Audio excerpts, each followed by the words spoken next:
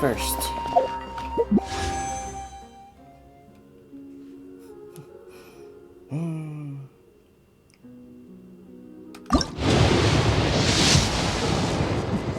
Whoa! Whoa, whoa, whoa, whoa, whoa! There's no way. There's no way. Chaska, Flower Feather Clan. Any disputes you need me to end for you? Depending on the situation, it could cost you a little dignity. A few drinks, or potentially a round of ammo. First pull? Are you serious?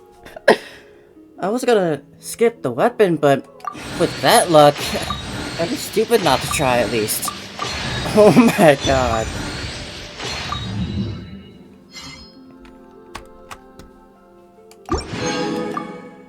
Okay then. Hopefully this goes better than my last weapon pullings.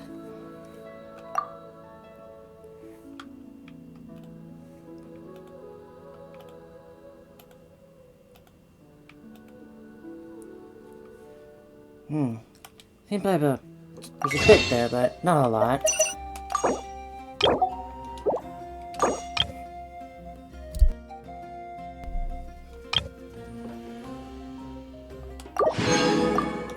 Alright, here goes.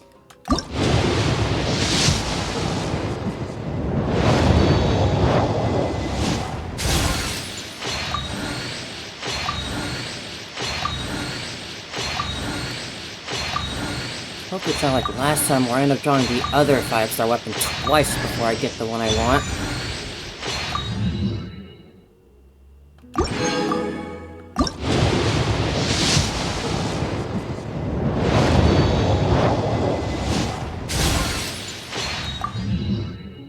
Ah, Kale.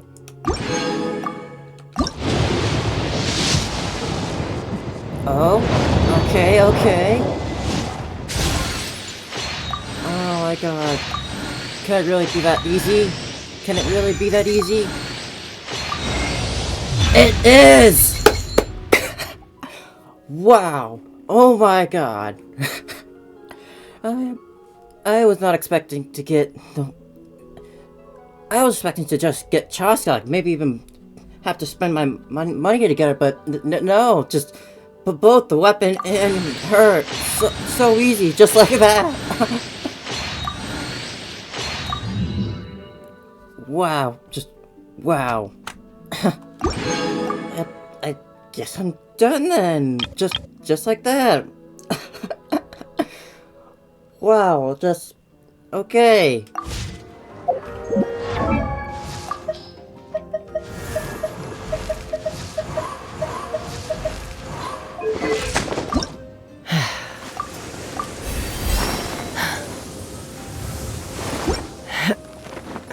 Oh, she's so hot.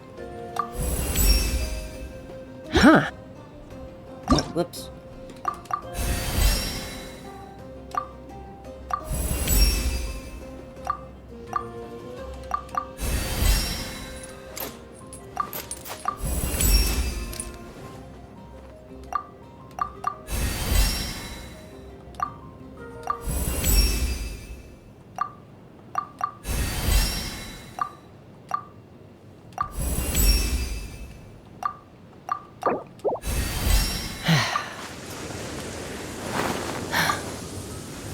Just need a little bit more of those to get that final ascension.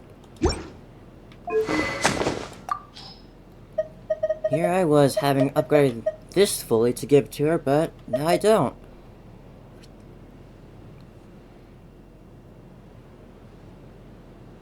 I didn't even bother like farming essential materials for this because I didn't think I'd get it.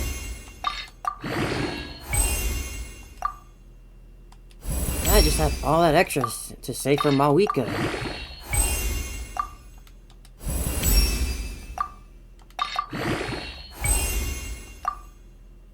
Need more of that.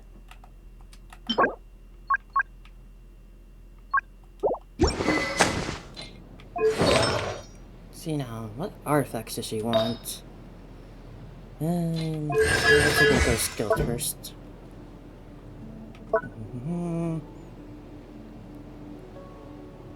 Hmm.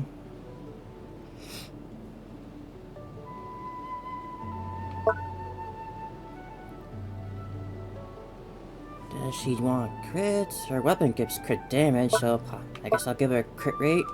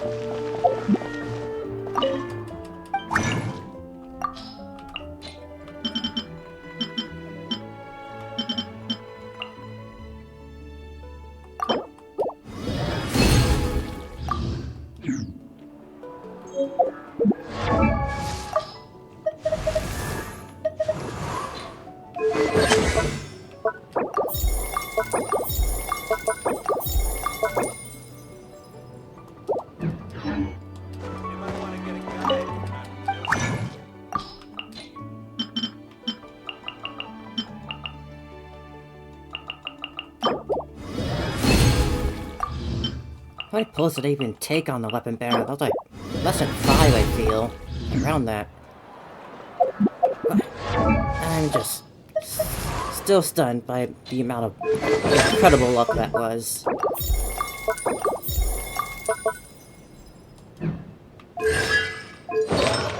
Alright.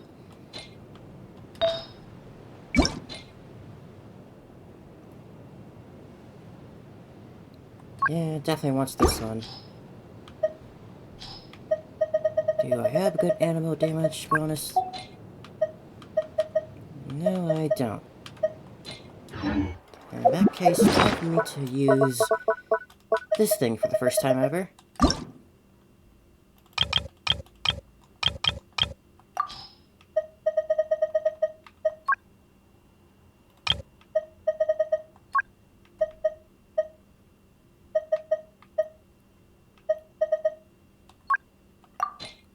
And make.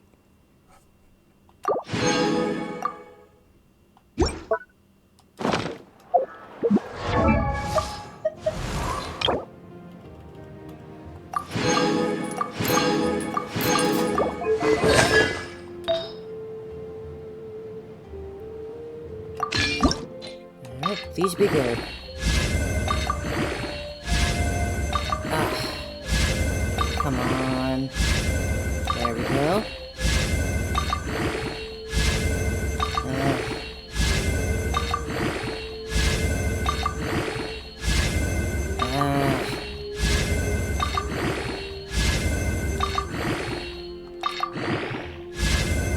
Ugh.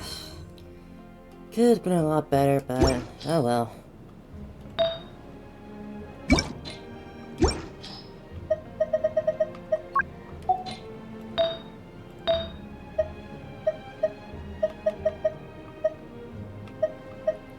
Alright, I just got this one for Lisa recently.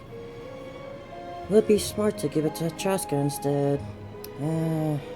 Especially with that.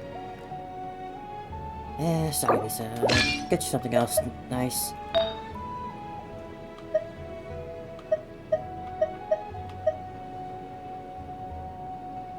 Could probably take that one too.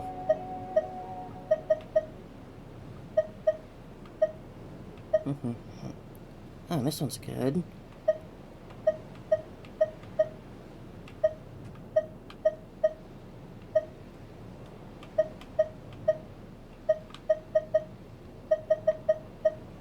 Let's see how this one goes.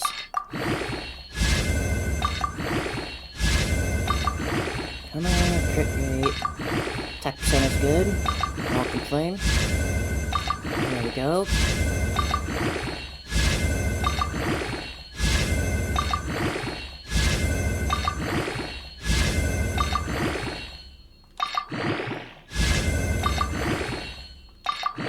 Come on. Could be better, could be worse.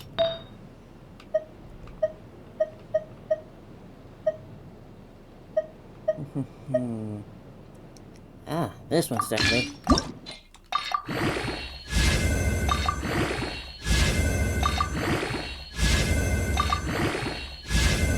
crit rate, not damage.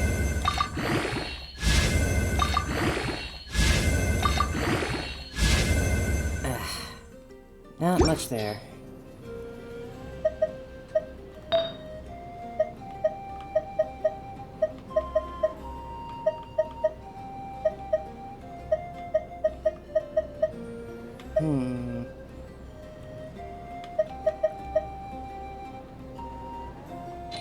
Maybe I could make a... What a place. No, not that. Surprises.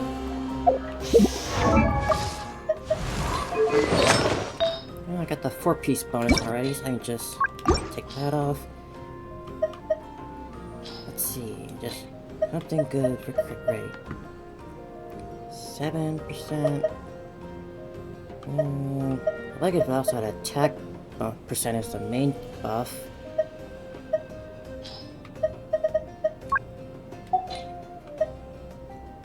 Which this one does have.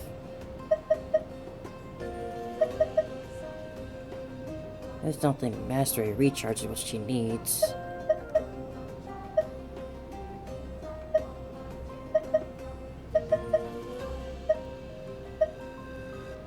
Let's try this one. Come on, crit rate. Come on, crit rate. Come on, crit rate. There we go. A little bit.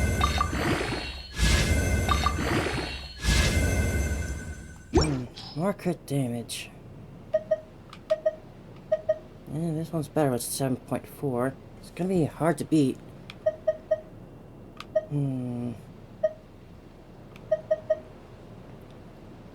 Guess I'll go and give you that one. In total, 73%. Not bad. Could be stronger though.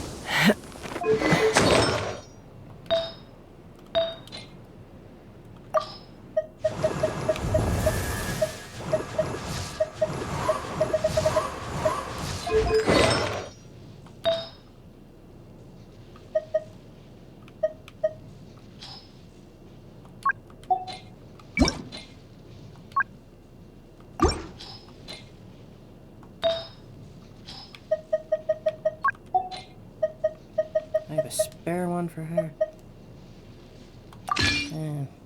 It's decent.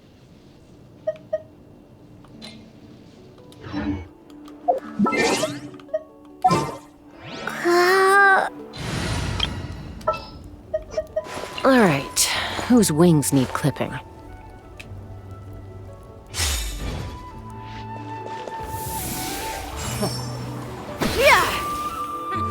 Wow. They don't see you over in the west. I'm heading Really just happened, just like that.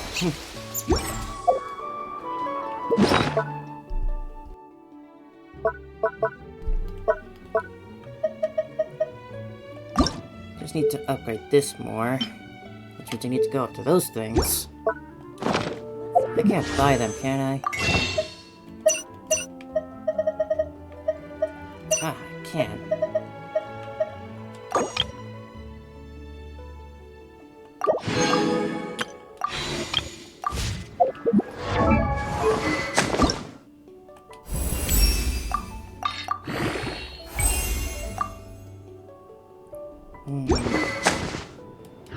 Need more.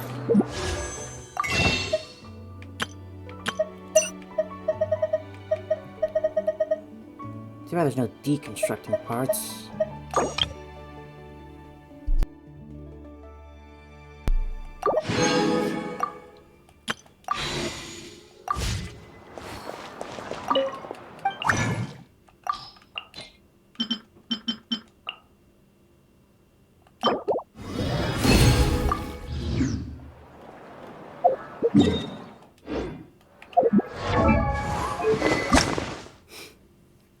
One short. Make another one.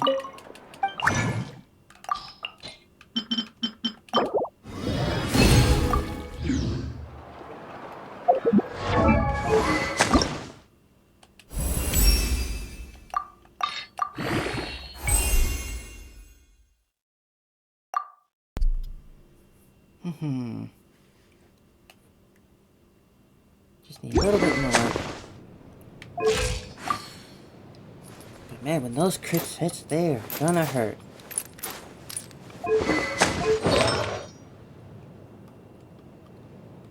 Plus, with this, I guess I don't really need to raise my crit rate all the way to the max. Yeah, so that should be more than that, actually.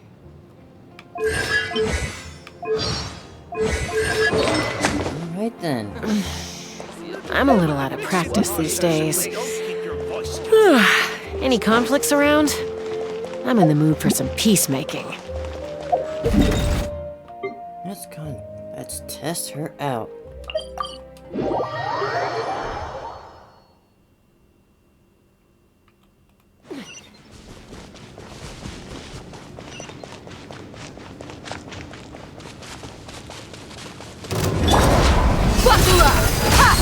Shower me with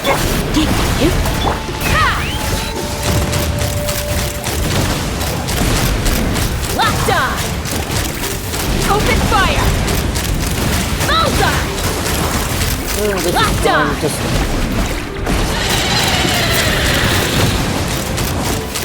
Bullseye! Bullseye! Bullseye!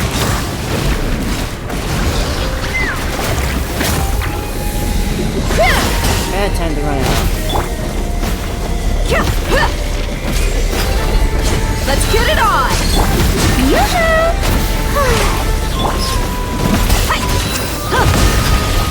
They caught me.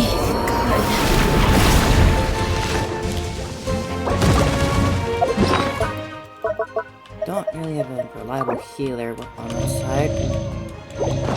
Take me up! Bullseye!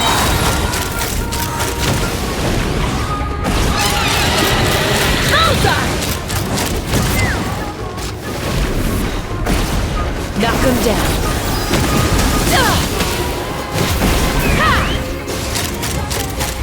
Locked on! Bullseye!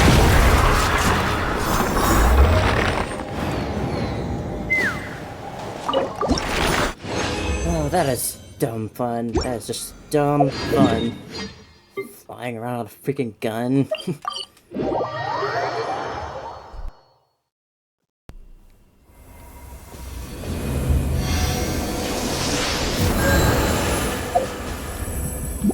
Alright, let's not waste any more time. Get right to that story.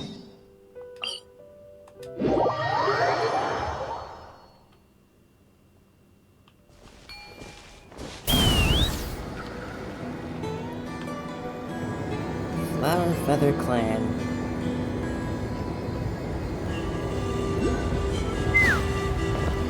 Wait, isn't that Yansan? Wonder what she's doing here. Hello, little one. I brought all the stuff over, Coach. What's next? Just take it easy before the real work begins. You two are in charge of repairing the house to the north. The rest of you should go west. The road practically crumbled beneath my feet on the way here. The whole thing will need to be reinforced. All right, I'll start by moving the boxes over. I'll help you. These things can get pretty heavy. Nah, I got this. These muscles aren't just for show, you know. You see that? Perfectly defined. I can lift this stuff up with one hand. Fine, as long as you don't wind up too sore to move tomorrow. I don't want to hear any complaints from you. Just prepare to be amazed. What?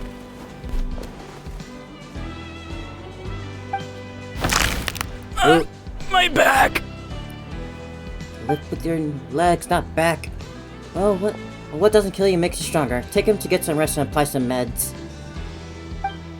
Take it easy for the next few days, alright? I don't want this getting worse. And don't push yourself. You can help out once you're better. I knew I should have trained harder. Working out is different from real work. You gotta ease into it. Anyone still not have an assignment? Chief Mutota. You, Paimon, what are you doing here?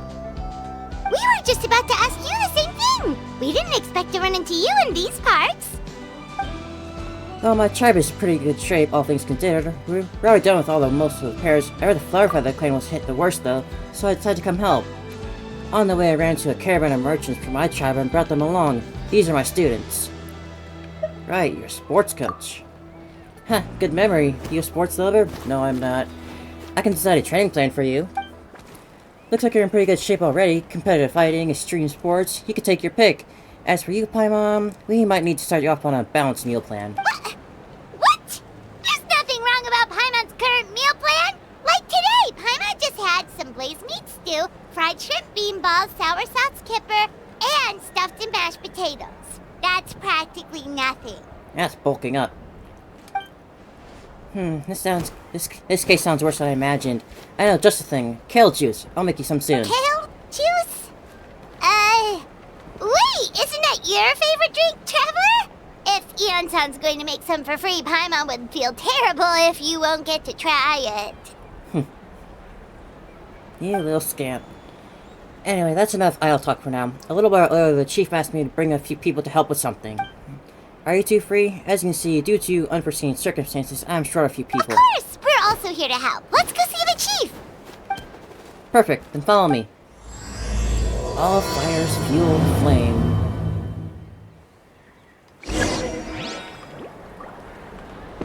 Take me up!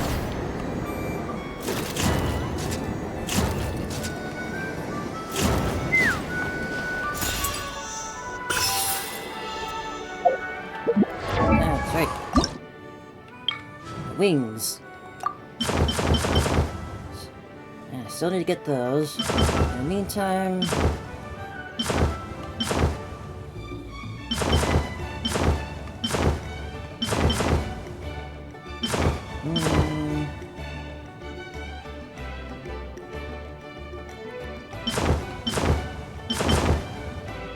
I like how these look.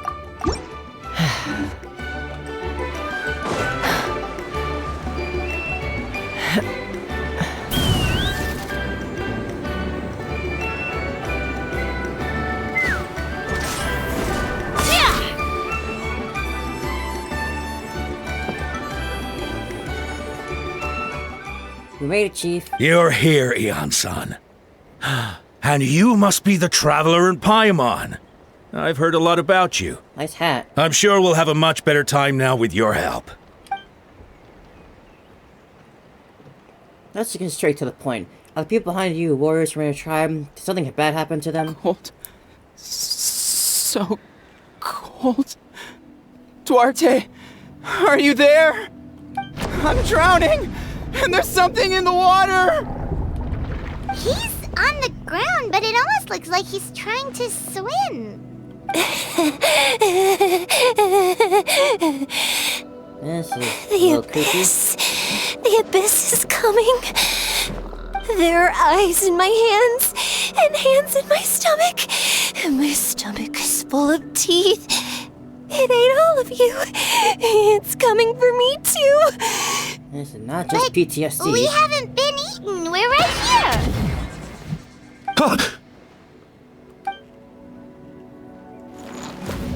Monstrous beasts! How did you get in here? As you can see, their mental state is quite poor. They went missing after the battle. We found them in the wilderness in the days that followed, but the damage had already been done. You have any idea what caused this? We found them unconscious in areas corrupted by abyssal tumors, lying next to their deceased comrades. My only guess is that something terrible must have happened during the battle. According to the chief of the Masters of the Nightwind, sudden exposure to a large amount of abyssal power can have mental as well as physical repercussions. Clearly. We've never seen the effects this heightened before, but maybe Gasoithoth was just too powerful. Guess who? The soy sauce? What's that? These Natlan names are hard. It's the abyssal monster that appeared in the sky not too long ago. After consulting our ancient legends, we decided to call it Gasoithoth, Before you go, I just had to say Reaper that of the Abyss. I got Chaska in my little first pull, like literally the first pull I tried, and I got her weapon too in like less than 5 pulls. Crazy stuff. It was absolutely crazy. But yeah, I hope you have a good one. Catching up on that content. Oh, that giant black ball? Didn't we force it to retreat though? True, it poses no threat to us now, but whatever wound it inflicted on these warriors still endures. We scoured all sorts of records for a solution, but nothing came of it. There was some mention of a treatment from several hundred years ago, but that knowledge is long gone. I could try to help. Right! You can purify abyssal power! I know, Might as well give it a Grandpa. try! I'll see what I can do. Thanks.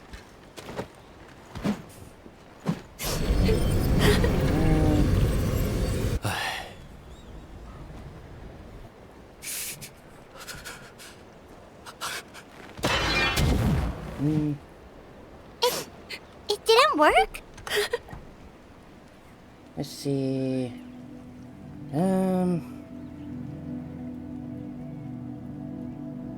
Well, input capture's already at the maximum. I'm not really sure what to do with that. Lowering the game work. Still, once it's synced over, I'll try That some must stuff. mean purifying the abyssal power within them still isn't enough. In any case, thank you for trying. So, what can we do now? Don't tell me my friend is just gonna be like this forever? Come back to me, Gogeta! Please, don't leave me like this! We beat Gasoithoth! They survived the battle! Are we really just gonna sit back and watch them lose their minds? Wartime PTSD is not a joke. Of What course is not. it, Aeon-san? We'll take it case by case. First of all, we shouldn't keep them cooped up in here. The environment isn't doing them any good. Let them go where they feel comfortable. And the Traveler and Paimon, I'll talk to them.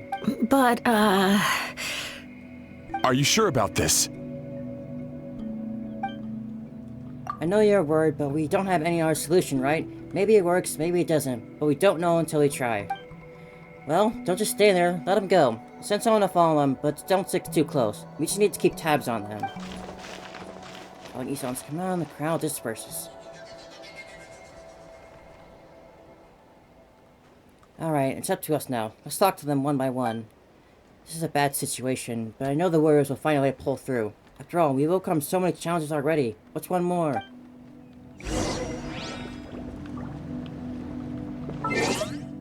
Audio still being an issue.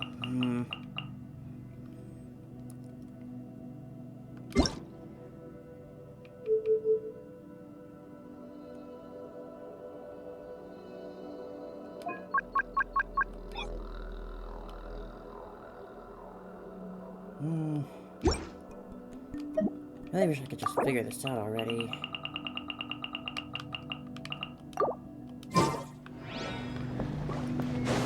take me up!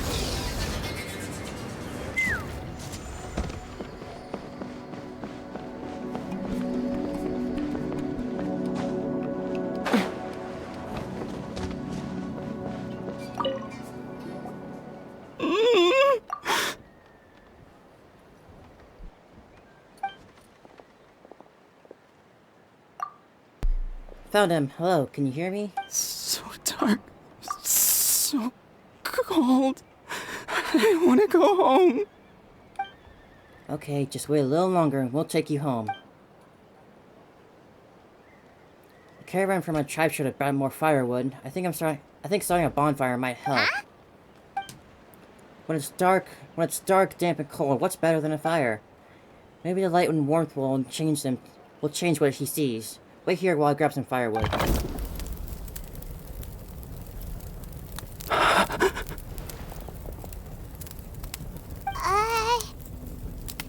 Light. Underwater. Where is it coming from? It's working! Is someone there? Please save me. No.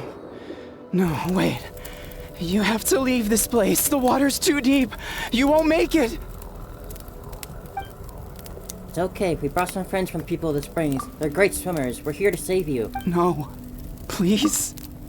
Just leave me. Duarte. Oh no, it's not working anymore! Looks like the bonfire wasn't enough. This was the second time you mentioned the name Duarte. Maybe we can start there. Let's ask around and see what we can learn.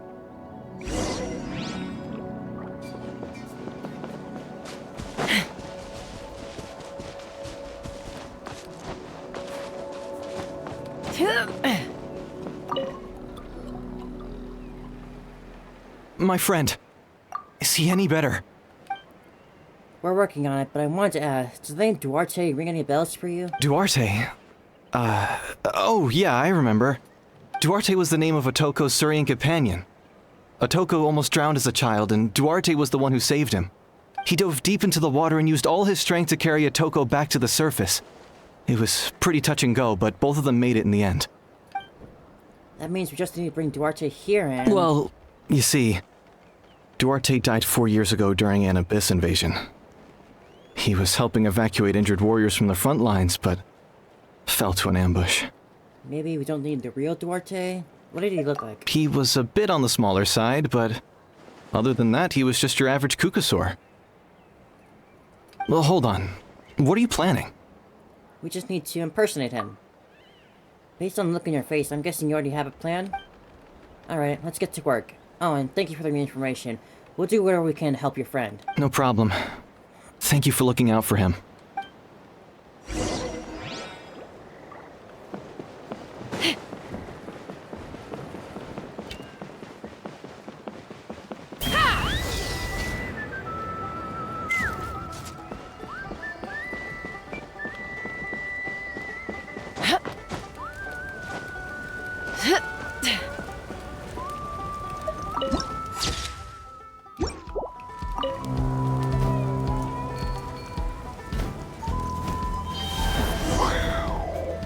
Found one. Now I just need to bring it, borrow its identity.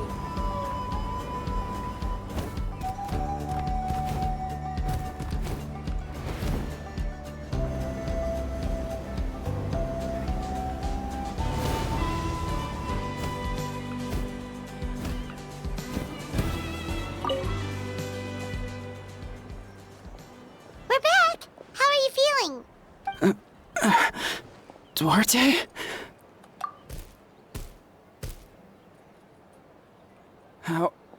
How did you get here? Are you here to save me? It's working! Shh. What now?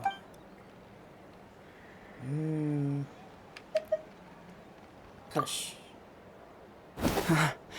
You're gonna carry me out of here just like last time. Over a decade later and you're still trying to save me. I can't believe you made it this deep underwater, but I'm so glad you found me. Once we're out of here, let's split a huge portion of blazed meat stew, just like old times. I owe you for this. We're almost at the surface. People tried to tell me you were dead, you know. As if I'd let that happen. I promised to protect you. There's no way. No way.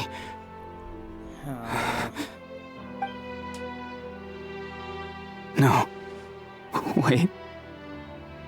I failed. Oh no. I Oh no, he's getting suspicious.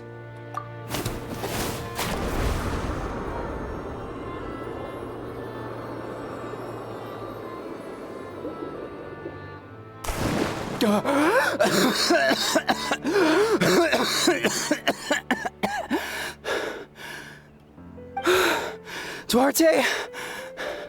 Wait, you're not Duarte. How did I get here? Who are you people? Otoko! He's Kaylee. What's going on? All I remember is the battle against the Abyss, and then I was drowning. And a Saurian that looked like Duarte saved me. How did I get here?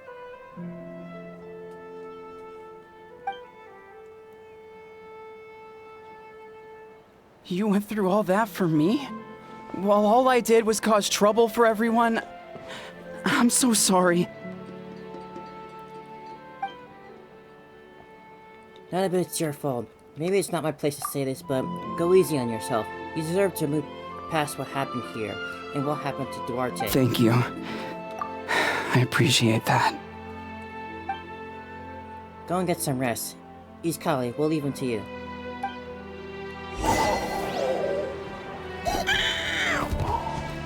Oh, those subtitles just went by in a blitz. Maybe just lowering that game audio would help me be heard better.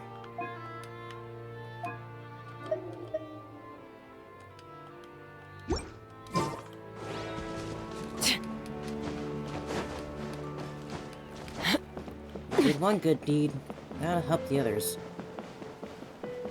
Hopefully. Take me up!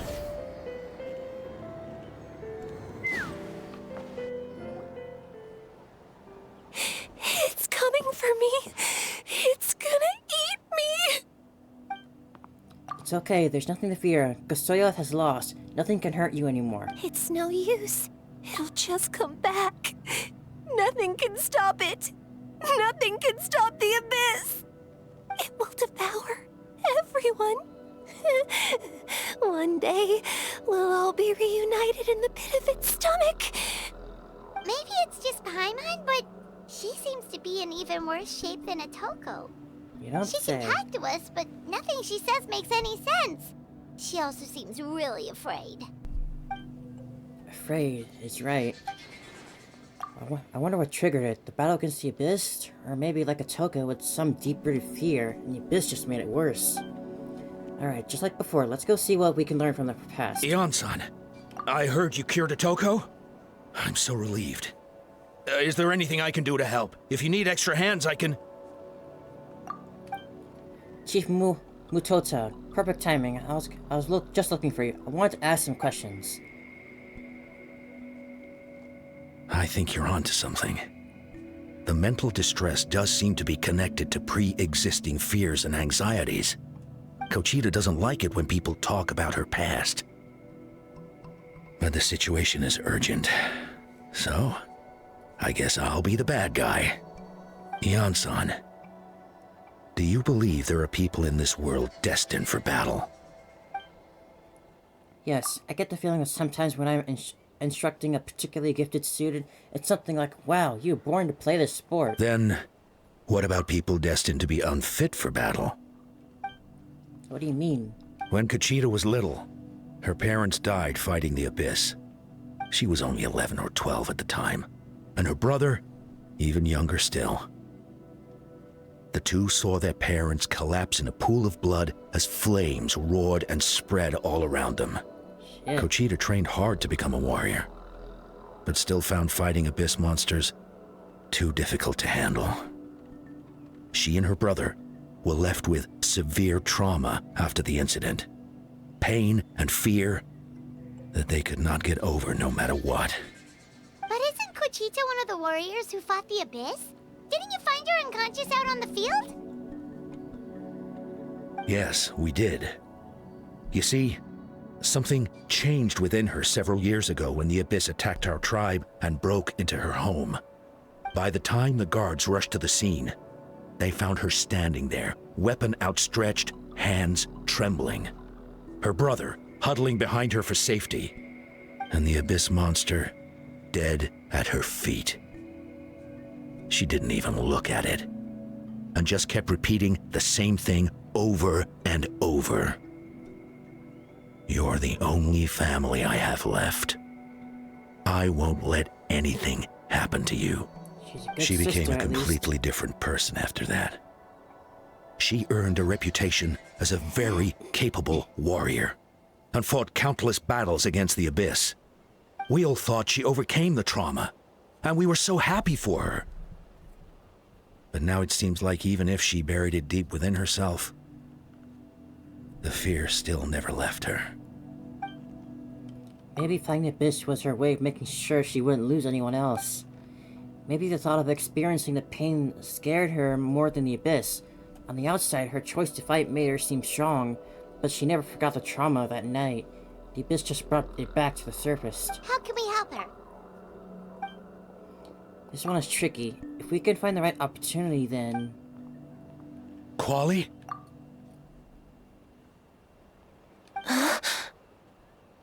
Quali, what are you doing with that weapon?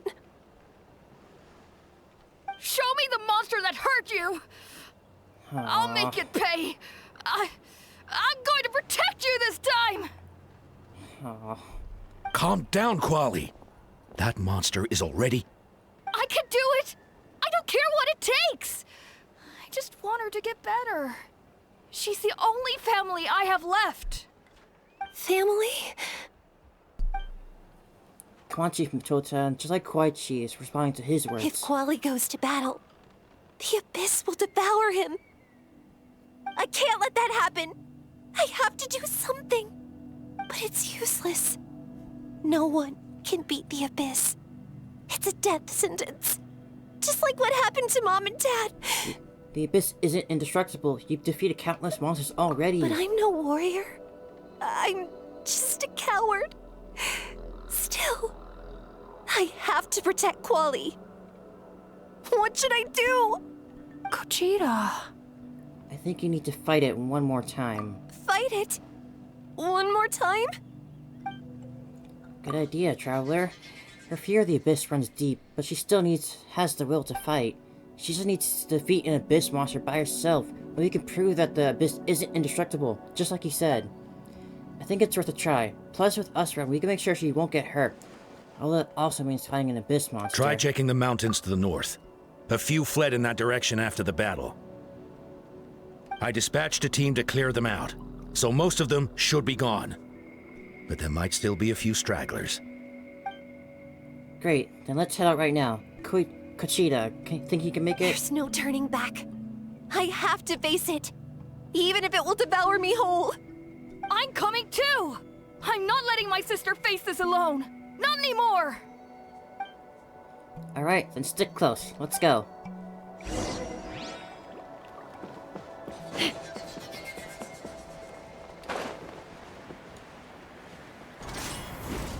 Yeah! Let's fly!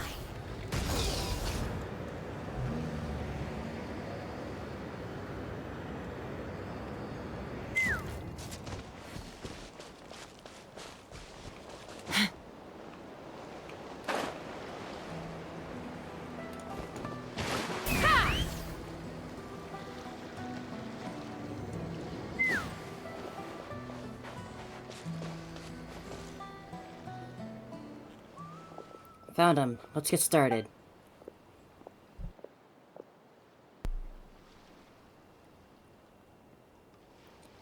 Everything alright, Gogeta? You don't have to force yourself to do this. How can I make this easier for her? I guess we could wear them down first, but I think it's better to stand on guard for now. We should wait for the right moment to intervene. You were the ones who killed them!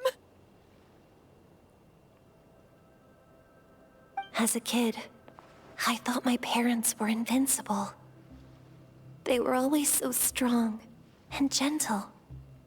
They seemed like the most powerful people in the world. But I can still see the image of them collapsed at my feet that night. The raging fire, the smoke, the smell of blood, the sound of my brother's cries. It's all burned into my brain. They told me to run, and I could see the fear in their eyes. I've been running from my fears ever since. But why didn't my parents run? It must have been because... You can do it! Because of our family. When you have someone to protect, there's no backing down. No matter what.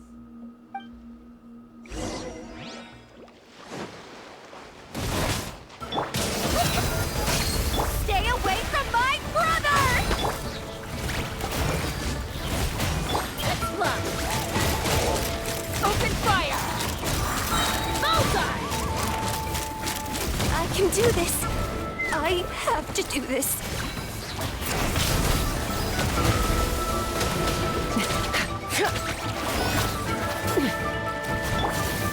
Don't be so... Look alive! Go away!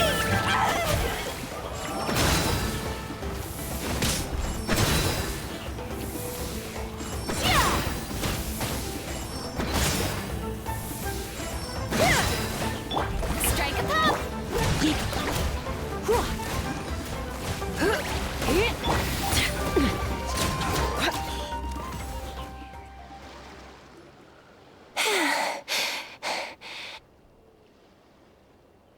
Where are the rest? Where are they hiding?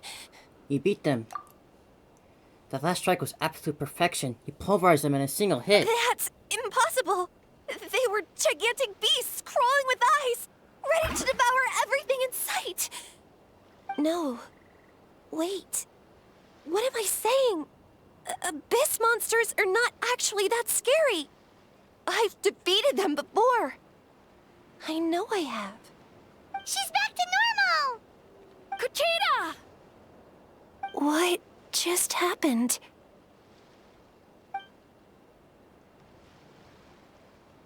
That is quite embarrassing. Sorry about that. I've always envied warriors who don't get scared or feel lost. It really felt like I was getting stronger over the years. But in the end, maybe I never made any progress at all. It's important to listen to your limits. Just like in training, pushing too hard will only hurt you in the long run. Everyone needs time to rest. Besides, I have a feeling you won't have to face those fears alone anymore. Even though we're both scared of monsters, you were always the one who stepped up to protect me.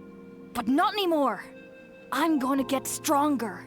From now on, we're in this together. Is that so? Then I'll look forward to the day when you'll be all big and formidable. I finally feel like myself again. I couldn't have done it without you all. Thank you for everything. I think I'll rest here for a bit. I don't think I can make it back to the tribe just yet. I'll keep you company. Alright then, we'll head back. I made sure to check the surrounding areas for monsters, and it's all clear, so take your time. Sometimes our fear never truly leaves us, but tomorrow's a new day. As long as you keep moving forward, there will be better days to come.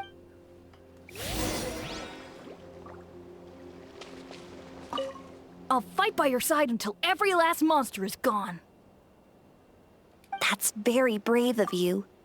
But you know what would make me even happier? If this whole war would end tomorrow, so you would never have to fight at all.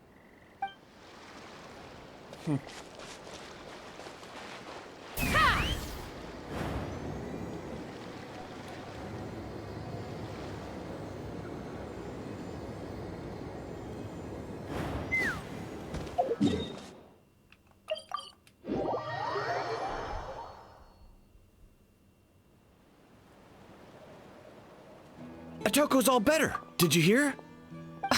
Really? Yes, really. It's all thanks to the Traveler and Ian-san. I see. I was wondering why the Traveler was chosen to accompany the Pyro Archon in the final battle. But I guess she really can do the impossible.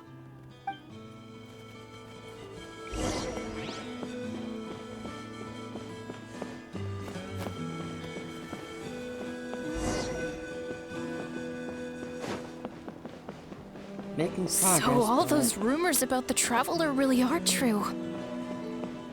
Kuchita's getting better too. I feel like it's about to get way worse, I feel.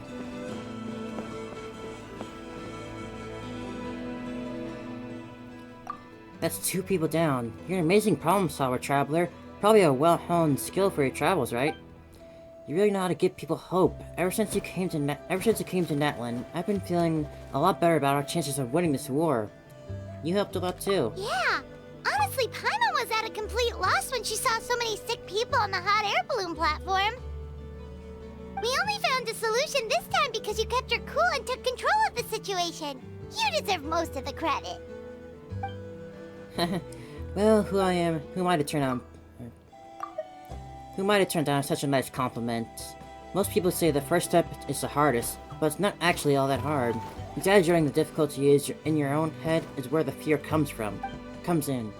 I'll never get it, might as well not try. I hear that kind of talk all the time. But if you break your goal into smaller parts, the first steps might actually turn out to be the easiest. Whoa, you're right. That makes a lot of sense. Inspiring words. Just like when I told you to eat less meat and drink more kale juice. You probably heard that and thought, I can never eat meat again. I drink kale juice for every meal. I'll practically starve. I probably feel the same way. In reality, all it takes to start is eating a few servings of blaze meat stew and adding some kale juice for nutrition. That's it. It's not about making drastic changes all at once. That sounds like something Paimon could do, but would that really change anything? Consistency is key. You can't accomplish your goals in one fell swoop. You have to eat away at them little by little. My ancient names mean power. Did you know that? So everyone thought I would grow up to be this tall, burly, muscular warrior. But that's not what happened. A lot of people were confused and disappointed. My fellow warriors couldn't understand why I inherited that name over them. At first, I also felt lost. It was only later that I realized that true strength basically boils down to problem solving. Physical strength is just a means to an end, like everything else. So I began to break problems down into smaller parts. When facing an impossible situation, you just need to act. And if you fail, so what? That's just life. Anyway, that's what I've learned over the years. Maybe it'll come in handy for you one day. Very well said. Oh! Well, when you put it that way, Paimon's almost encouraged to start drinking kale juice tomorrow! No, today! Paimon will start today! You're amazing, Ansan. You really make Paimon feel like she can do the impossible! Maybe your true strength is giving other people strength! I don't deserve that much credit. You already have that strength within you. I'm sure you faced more obstacles than I can imagine during your travels, but you never gave up. That proves it. I bet I could learn a thing or two from you. Ansan! Bad news! Occult Land is out of control! Stay calm. I'll be right there. Looks like time for conversation is over. Let's go see him.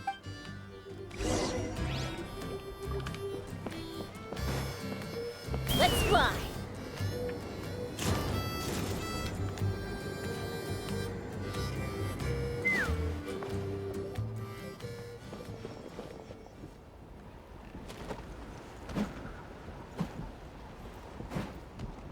What are you doing, Occult Land?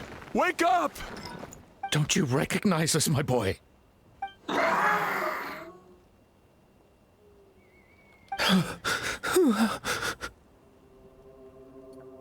The Abyss monsters are everywhere. Everywhere.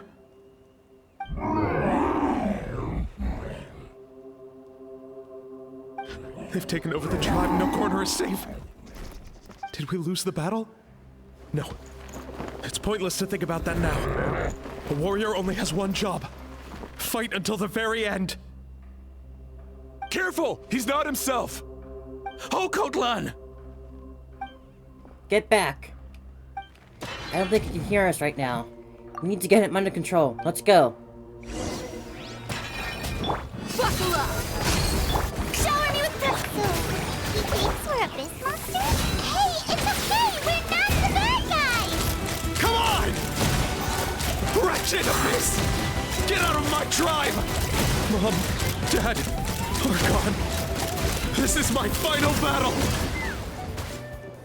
Please, son. You've got to stop. You can't keep going like this. Wretched monsters! Give me my family back! Look, Occult Land! That's your father! He's standing right in front of you! Get out of my home! I'll never forgive you! Oh boy.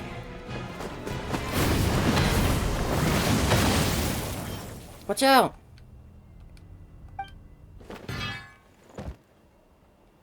Are you alright, sir? I'm fine. Please, don't hurt my son. He's just trying to protect his home. Don't worry, we'll figure something out. We have him. But what should we do now? He's different from the other two. It's like he can't hear us at all. He keeps calling us monsters. We're basically enemies to him now. And he really knows how to fight. Oh, Coatlan. He has a fighting spirit, that's for sure. But we can't keep him unconscious forever. I need to think. Abyssal corrosion syndrome.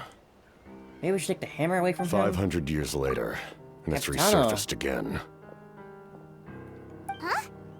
That voice, it's... Capitano! Good question mark to see you again?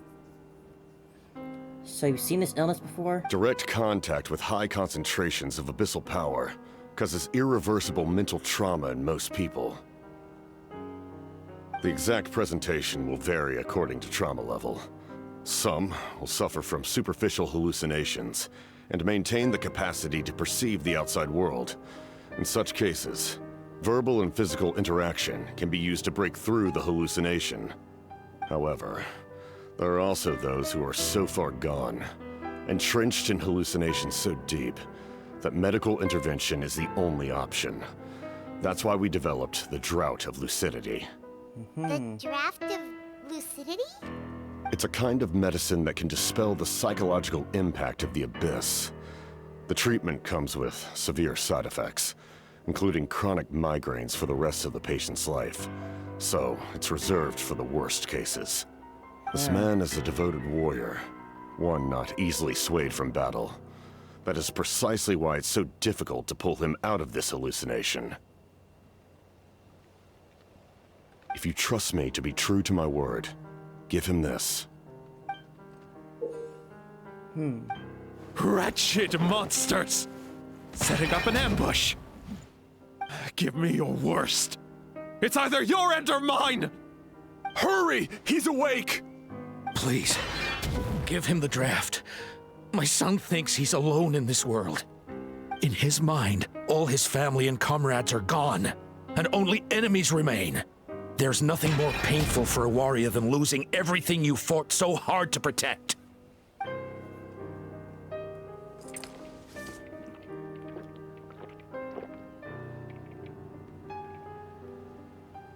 Monsters!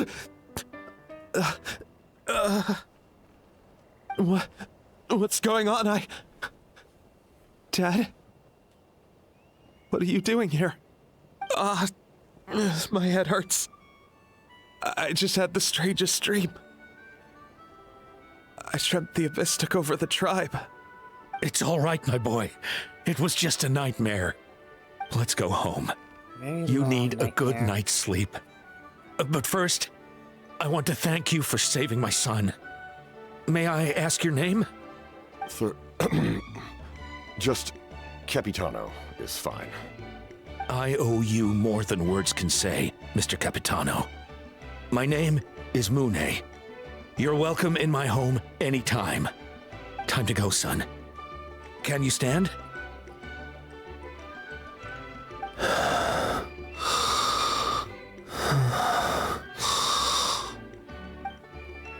I'll help carry him back. Traveler, let's meet up later.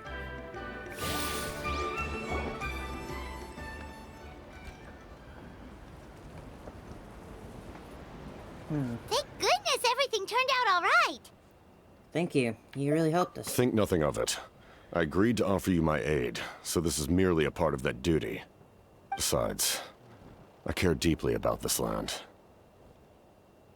Right! When we were with Moika, you told us you and your soldiers defended Natlan against the Abyss 500 years ago. That's right. My desire to protect this nation remains unchanged. When my platoon arrived in Natland 500 years ago, like you, we were true outlanders. But as time passed, I encountered the people of this land and witnessed their desperate struggle against the Abyss. Though many of the warriors were rash and inexperienced, they were steadfast and fearless in battle, willing to do anything to protect their fellow citizens, oftentimes with complete disregard for their own survival. Just as I fought for the glory of Conria, they fought for the survival of their nation. We happened to share a common enemy, so I decided to offer my aid. We fought side by side to the very end. I traveled to many places after that, but I never forgot this land. Even now, my work in Natlan remains unfinished. Why don't you use your name from 500 years ago? It may seem difficult to understand, but the reason is really quite simple.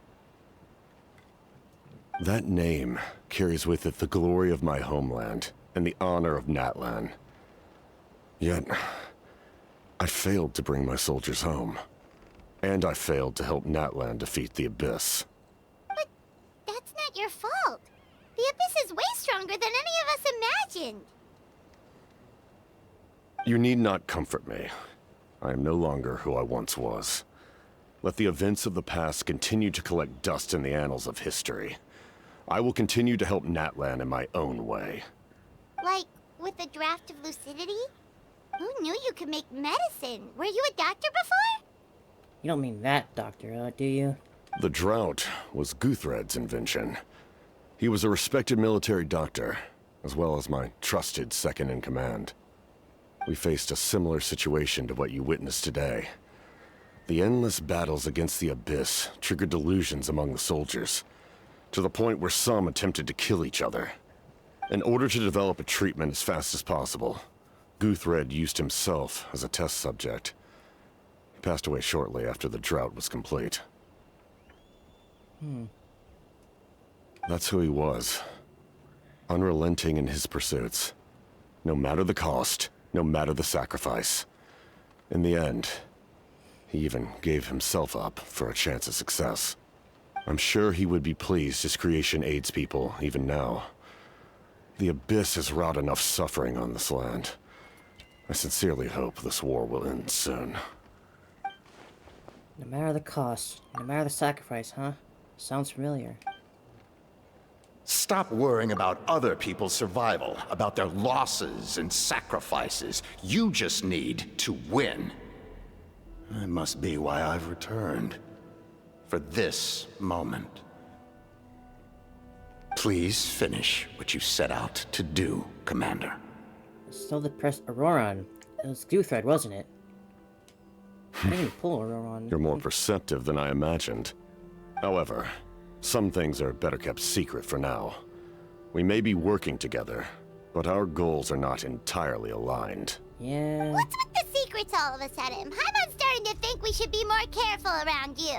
You're still Harbinger. I do not mean to jeopardize the trust between us. I simply prefer to keep this to myself, because it's a personal matter. All I can tell you is this. Natlan may have survived the worst of the crisis, but the souls of this land are still not at peace.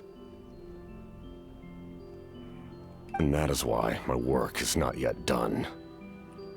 Well, if it's personal, then we'll just have to trust you. If you have other questions, I'm willing to answer them. Wait, like anything? Paimon wants to know how you eat with the mask. Anything you want to ask, Traveler? It is a question on its own, right? But there is something I do want to know. Natlan must pay the price for Mawika's use of the Ruler of Death's power. That price is death. And only Mawika's death can clear the debt. Even now that the war's over and the threat to Natlan is gone, it looks like that death is still set in stone. Could the captain know something about the Ruler of Death? Might not get this opportunity again. I have to ask. In the garden cultivated by the gods, flowers and weeds grow side by side. When the weeds compete for nutrients in the soil, the gardener intervenes to inhibit their growth. I'm not one to pass judgment based on my own standard of right and wrong. But it is an undeniable fact that she is responsible for my suffering, as well as that of my people. If that explanation is too difficult to understand, allow me to show you exactly what I mean. Huh? Curse of immortality. Don't know how to expect it, but... The ruler of death can freely define the form of death, or grant immortality to anyone she desires. Her power is a rule in and of itself. Oh, Faced with such an overwhelming level of power, it can feel hopeless to resist. But I am of the belief that, in this world, no destiny is unchangeable, no death inevitable, and no rule unbreakable. So, before the final moment truly arrives, we must fight harder than ever. Hey, Traveler, Paimon. Sure, sorry, I hope I didn't interrupt anything. After helping Okoto land back home, I went on a small walk and happened to run into a messenger from the Signs of Canopy. He's been looking for you everywhere. Oh, did something happen? Apparently, Zeolon's ready to start forging your ancient name. She needs to check the progress of the Pilgrim's Chronicle, that device she gave you before. She invited a bunch of people there, including me, so let's head to the stadium once you're done here. This is a critical time for you, Traveler. It's best not to delay, so let us end our conversation for now. Best of luck to you all. Goodbye. See you later, Capitano. What a mysterious guy. Still, he doesn't quite seem as intimidating as before. We're basically comrades now, right? Anyway, let's head over to the stadium. We shouldn't keep anyone waiting. So in the end, the captain still hasn't told us his real goal. He kind of reminds Paimon of someone we met recently. Oh, right, the Lord of the Night! They just seem so tired, you know? Since they've both been alive for many centuries, do you think that's just what happens when you've been alive for too long? I imagine something along the lines like that.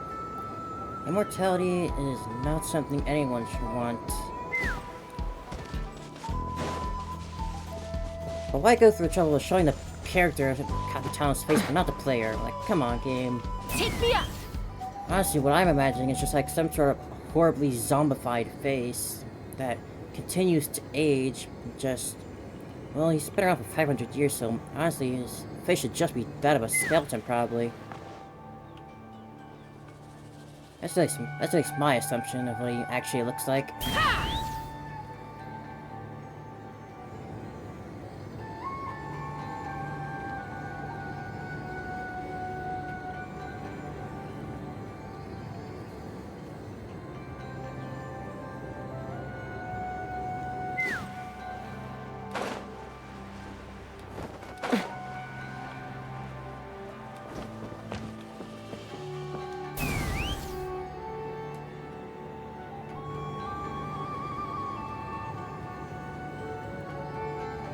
I wonder how Malika's gonna travel around.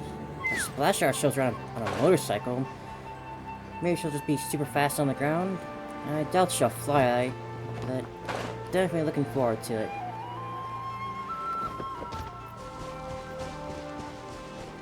Take me up!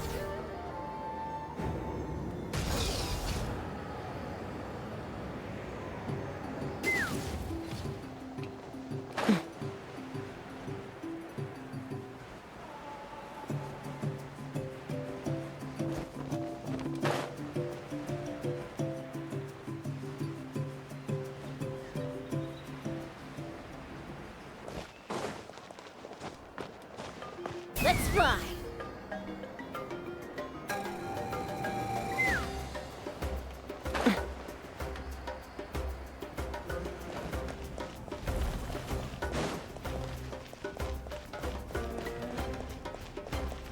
I didn't get a reward from the pulling. Yep, he just got Chaska right away and didn't even bother getting the boy. Not that I was gonna use him, but still.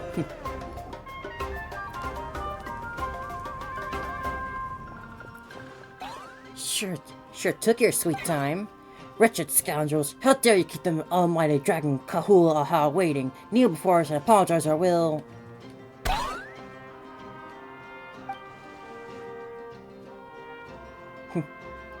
Don't listen to him. We just got here too. Kanich, Kachina, Mualani? Woo, everyone's here! Reunited at last. Did you miss us? And your I voice. brought candy and cookies to share. Yay. Of course we missed you. Ooh, you brought Source crackers too? Score! Ah, just in time, traveler. It's so stifling in here. I was just about to go outside to get some air. It's the same temperature outside. Anyway, how was the trip here? Very smooth. To be honest, I also didn't expect this many people to show up. A third of this amount is more than enough for my plan. So what'd you need him here I need for? to ask them about you, gather their thoughts and hopes. That will help the formation of your ancient name. Oh, you brought the Pilgrim's Chronicle, right? Yeah, let me take a look. Not completely full, but good amount. Okay. The progress looks good. We have enough people, so let's get started. Sorry I'm late. Chaska! Chaska showing up late for something? That's a first.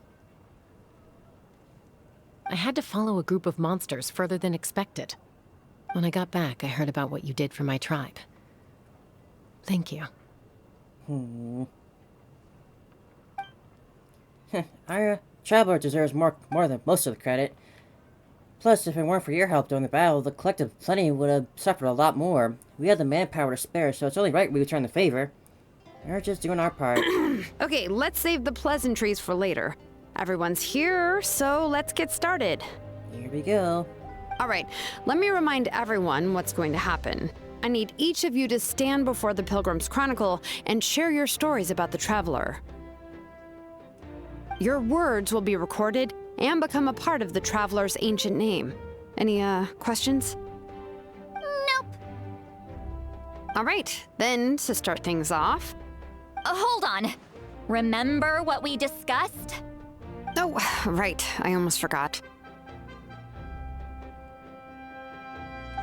Traveler, Paimon, you, can't be here for this part. Huh? But why? We want to hear what everyone has to say.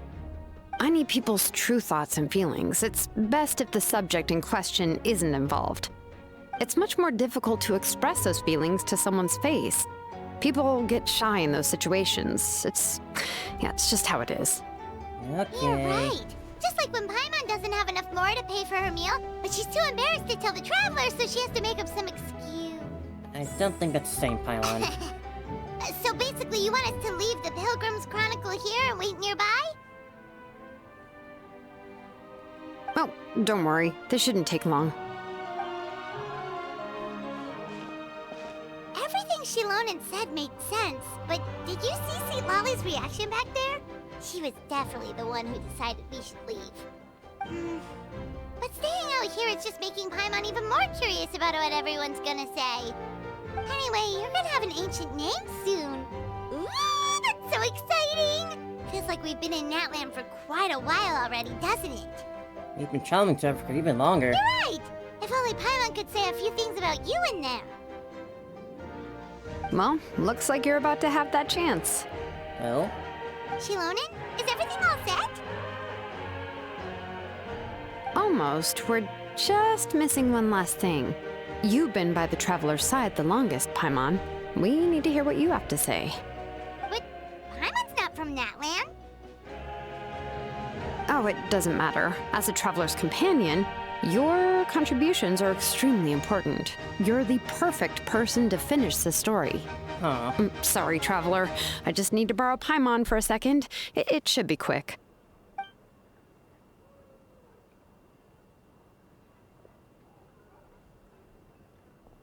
Okay. That took longer than I thought. Paimon gave us a lot, and I mean a lot of information. I'm not even sure the Lord of the Night managed to get all of it. Well, we've been to 6 nations already. Yeah. Here, you can have the Pilgrim's Chronicle back. I'll need it when I forge the name, but you can continue your adventures in the meantime. And when the time comes, I will forge you an ancient name unlike anything that's come before, so that you, Mawika, and Natlan as a whole can finally put an end to this endless war. Hello there. How you doing? Oh, so that was all, huh? Oh, that was certainly fun. Can't wait to see what that name is. I'll need the Pilgrim's Chronicle back when I'm ready to forge the name. If there are still adventures you want to record, better finish them before then. I hope everything will go well. I swear, even I'm starting to feel nervous now. So it didn't go on for as long as I thought, but I guess it is an interlude. I really thought that'd take longer. Guess I can start one of these now.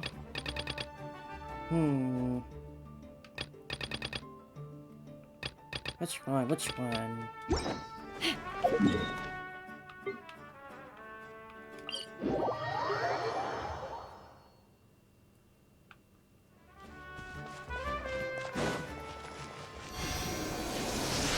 I think I'll go for...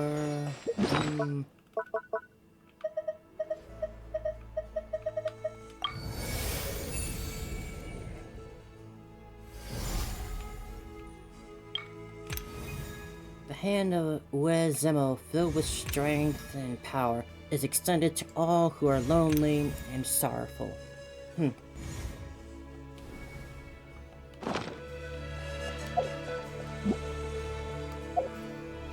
Let's see. Guess I'll do this.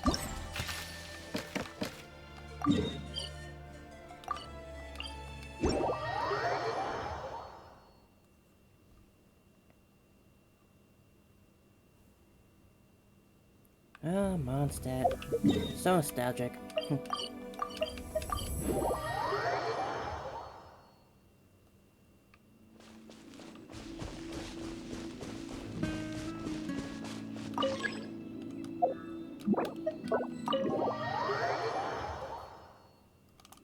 Alright, first up.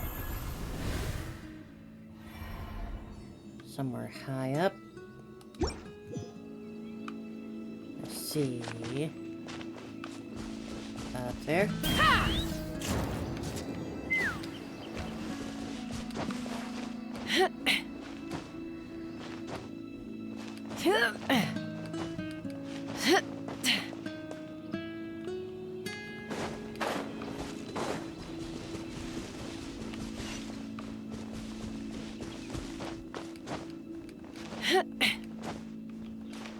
Hello.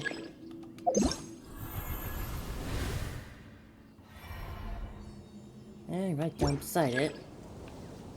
Let's fly.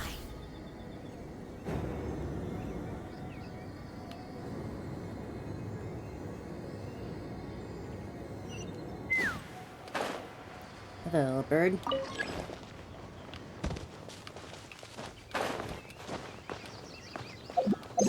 Finally,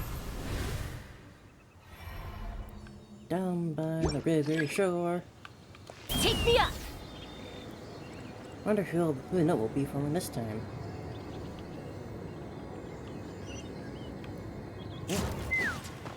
Ah, Xinyan. Genshin asked me to leave a few words to the other adopters participating in the program. I leave musings of the grand truths of life to others. After all, I'm just a rock musician, and I don't like dealing with vulgarities and hollow phrases.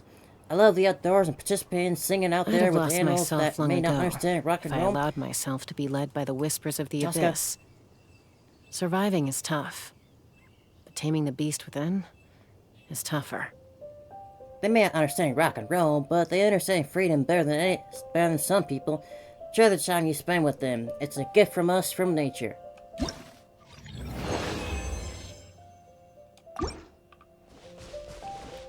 Alright.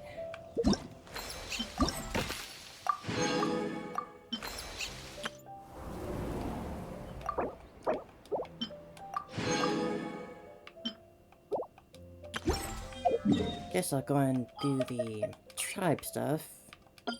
Tribe reputation.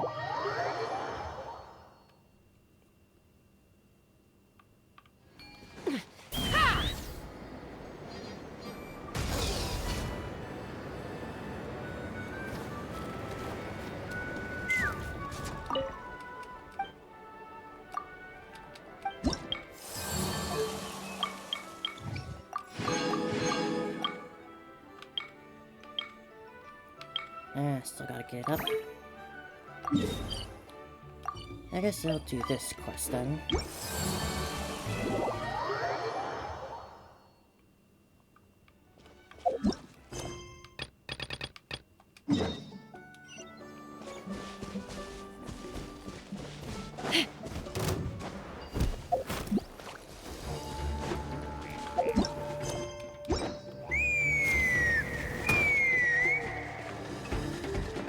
Huh?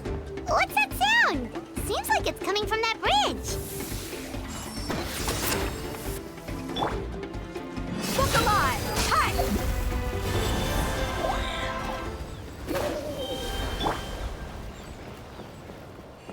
Hello there.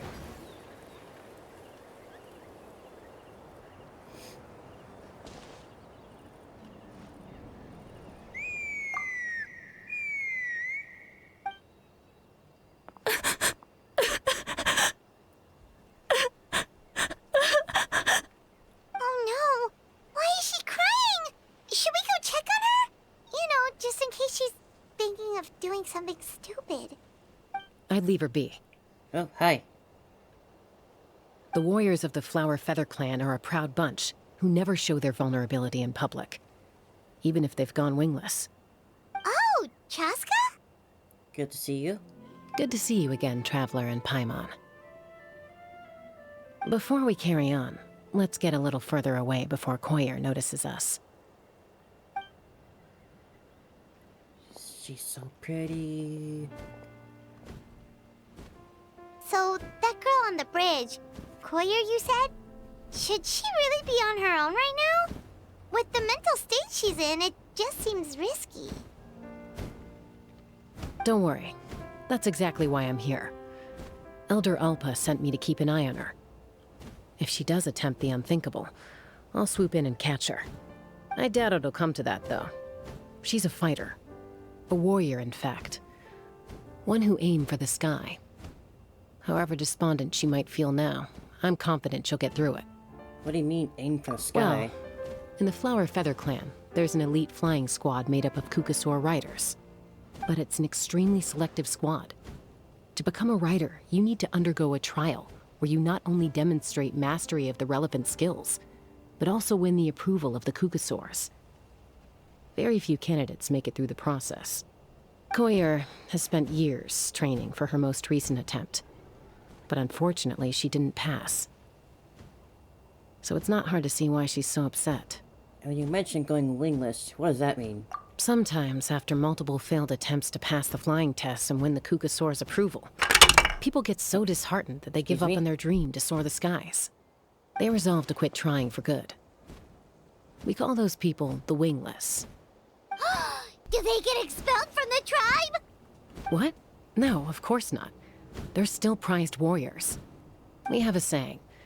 Just as the Kukasaur treasures every feather on its body, so the tribe treasures each one of its children. This hits even harder in the wake of the war. All of our young warriors carry the future of our tribe on their shoulders. Besides, every Kukasaur falls from its nest before it learns to fly. Oh, she's so pretty. It's practically a rite of passage. Likewise for the wingless, we always hold out hope that one day, when they're ready, they'll rekindle their dreams and keep trying. Until then, all we can do is quietly watch over them from a distance. Just like I'm doing now. Ah, okay. Paimon hopes she'll get back on her feet soon. Well, from the sound of her whistling, her confidence has been seriously shaken. No Kukasaur is going to respond to a call that sounds like that. Whistling call? Yeah. People from my tribe call to their Saurian companions by whistling or blowing a horn. So it sounds like Koyer was trying to summon a Kukasaur to practice her flying. But the Kukasaurs are an even prouder bunch than our warriors. They would never respond to a lackluster whistle like that. First she failed the trial, and now she's struggling to even summon a Kukasaur. That's only gonna hurt her confidence further. And getting trapped in that vicious circle is the kind of thing that'll make people go wingless. Surely there must be something we can do to help. That's very kind of you. Koyer's flying skills are up to par, but mentally she's stuck in a rut. If she wants to return to the sky, she has to overcome that for herself. I'm going to lay low nearby, just in case she takes a turn for the worse. Let me give you a tour around the tribe once this is all over.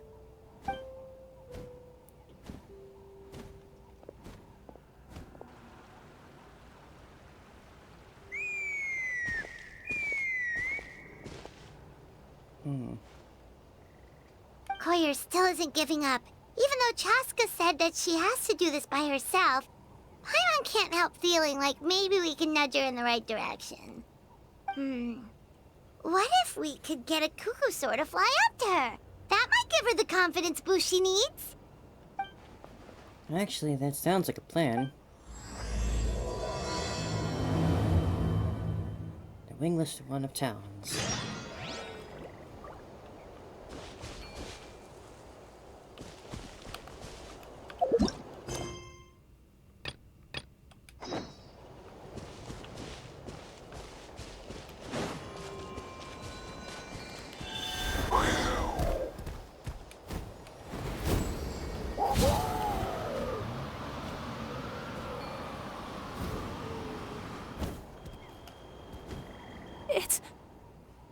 It's a Kukasaur! Oh my gosh! Is this really happening? I did it! I summoned one! I feel like this might come back to bite I was us. beginning to think you'd all given up on me completely. Thank you. Oh, thank you! Looks like our mood's lifted. Now to wait until she's not looking and fly out of here. Excuse me? Would you mind if we did some flying practice together? Right now? Yeah, could've saw that coming. I think I know where I went wrong in the test now. I need to maintain a higher speed on my turns. So, I just gotta practice my bell tail slides and split S maneuvers. Yikes, those sound complicated. I'm out of my depth. This is too dangerous. Also, I really want to try some stall turns and cobra maneuvers. Crikey, I've never carried a passenger, let alone while doing all that. I need to get out of here. Huh? That sounded like a whistle. Is someone else trying to summon a Kukasaur? Now's my chance. Hey! Wait! Wait!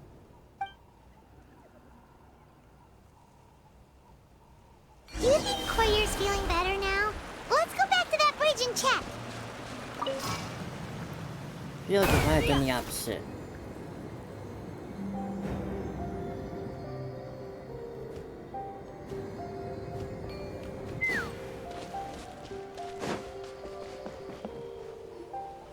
Chaska! I summoned a Kukasaur! They do still respond to me after all! Although, unfortunately, someone else summoned it away again before I had a chance to go for a flight. Oh, really? That is unfortunate. But if you can do it once, you can do it again. Keep at it, and you'll pass the trial eventually. You're right. You know, I almost thought about giving up, but I'm glad I didn't. Hey, Chaska, how's Koyer doing? Huh? Who are you? And how do you know my name? These are my, friends. The Traveler and Paimon. You came up in conversation the other day because I was telling them about up-and-coming warriors in our tribe. Oh, the Traveler, huh? So that's you. What do you mean up-and-coming? I'm closer to being wingless than I am to passing the trial. Anyway, we haven't met before, have we? You look so familiar somehow. Maybe you saw her in the stadium? Or anywhere, really. She's been all over Natlan lately, so it's not surprising that you've seen her around. If you say so. Yeah, totally. Koyer, Chaska.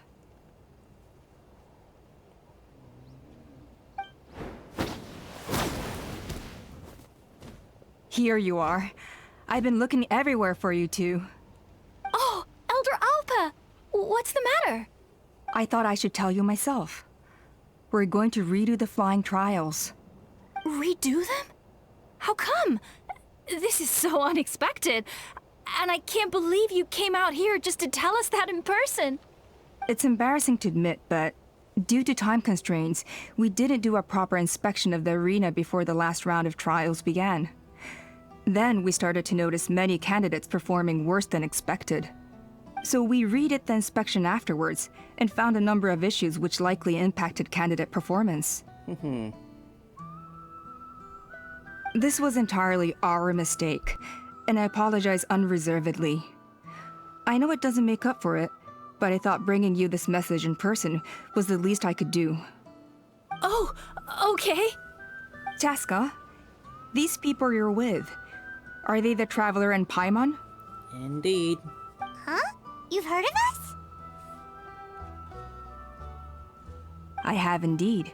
Gathering intel is an essential part of being a warrior. Plus, you've already made quite a name for yourself in Natlan. Actually, I've been meaning to invite you to enjoy our tribe's hospitality for some time. Hospitality? Oh, that includes food, right? Of course it does. If you let us host you, you'll be treated quite lavishly. Mighty warriors are highly revered in our tribe. Besides, we still owe you for your help during the war. Without you, we would have suffered far worse at the hands of the Abyss. So I like the chance to show you our gratitude on behalf of the whole tribe. Mighty warriors, plural? So Paimon counts too? Paimon's starting to like you a lot. That should go without saying. Your flying skills are the envy of our tribe. That's a good The point. Flower Feather Clan seems like a really nice bunch of people. We definitely need to take her up on this offer. Last time was just a flying visit. Well, I'd love to stay, but I'm afraid I still have to inform the other candidates about the retrials. With our younger generation's future on the line, there's no time to lose. Wait, Elder Alpa! Let me help! The sooner everyone gets the news, the better! Very well. In that case, Chaska, could I leave you to entertain our guests? Sure thing. Okay. Let's meet by the Obsidian Totem Pole later. Koyer, let's get going. Okay.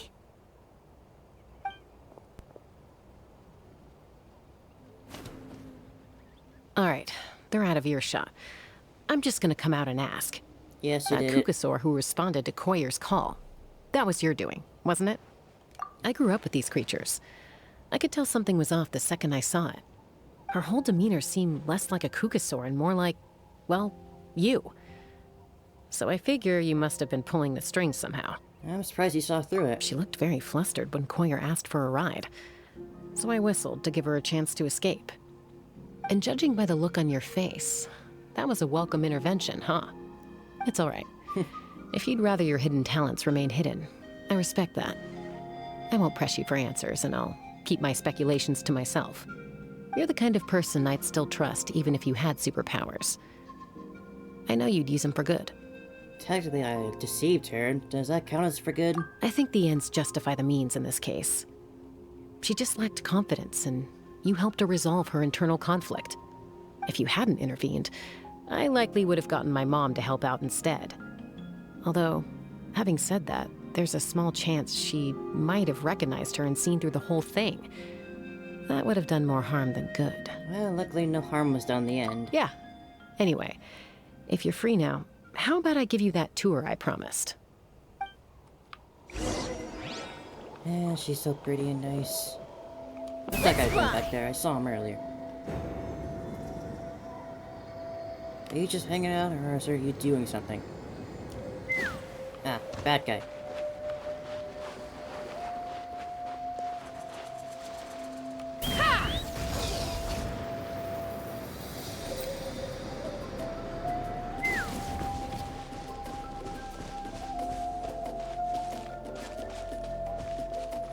Take me up!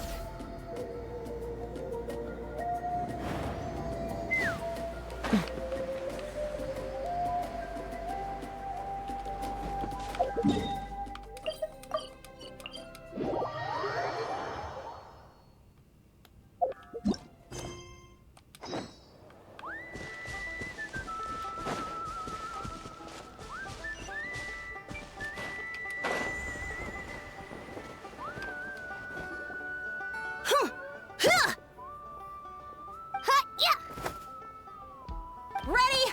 I'm gonna get you! Uh-oh. Are they fighting?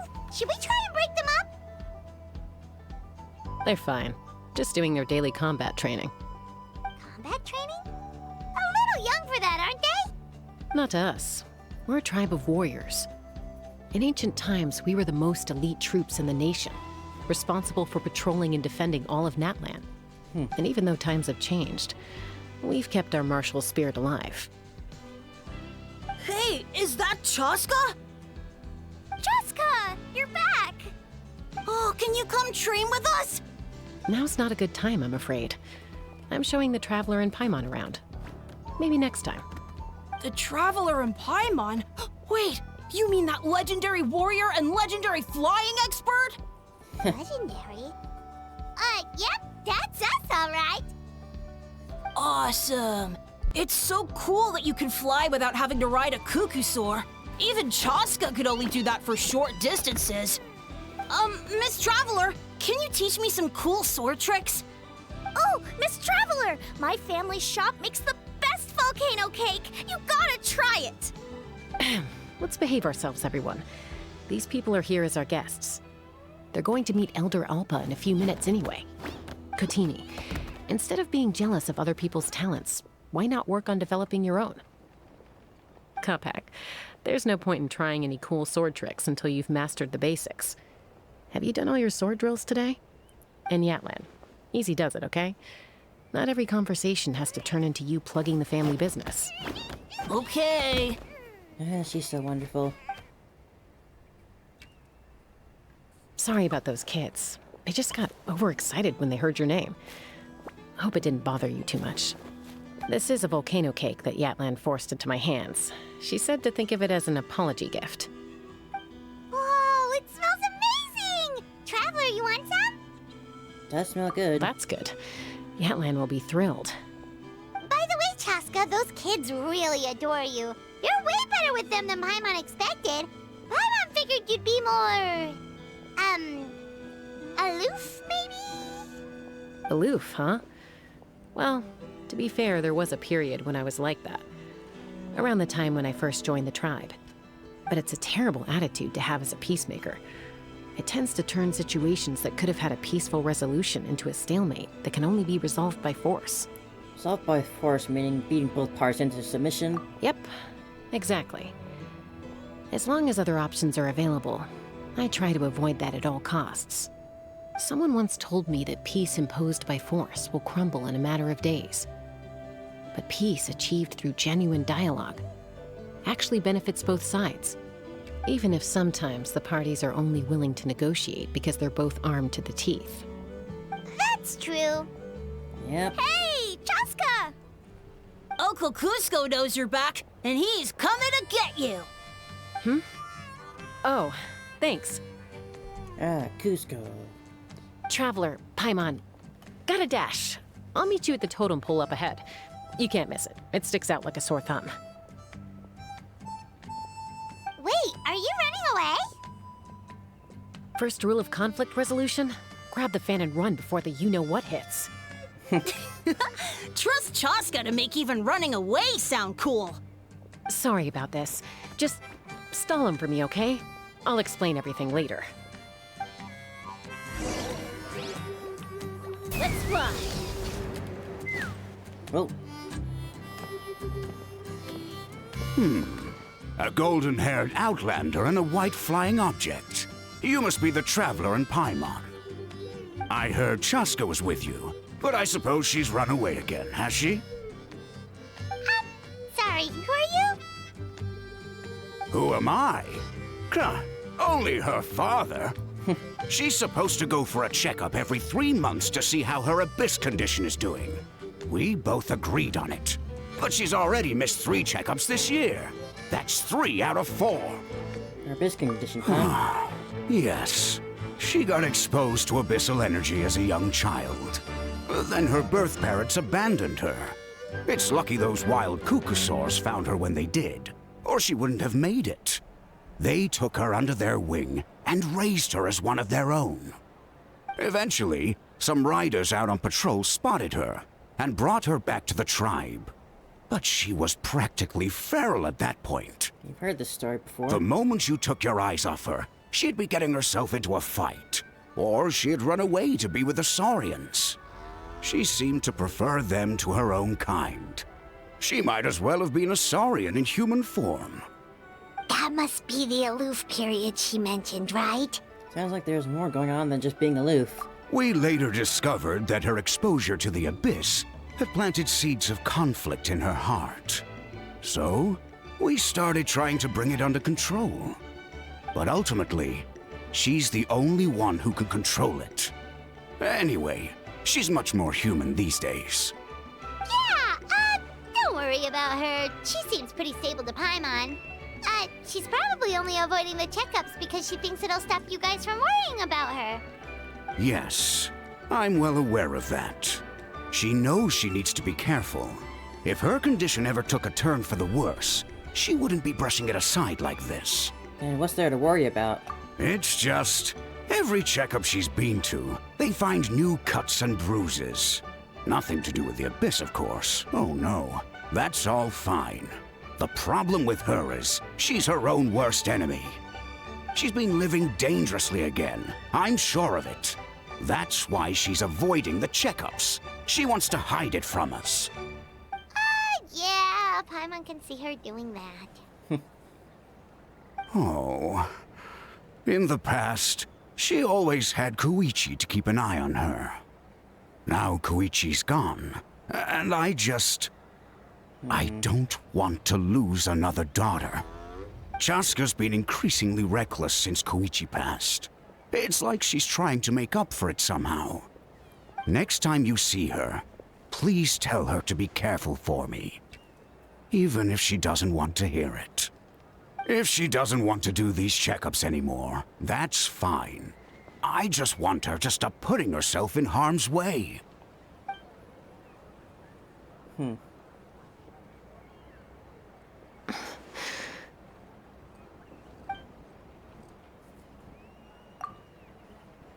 Oh, where did the time go?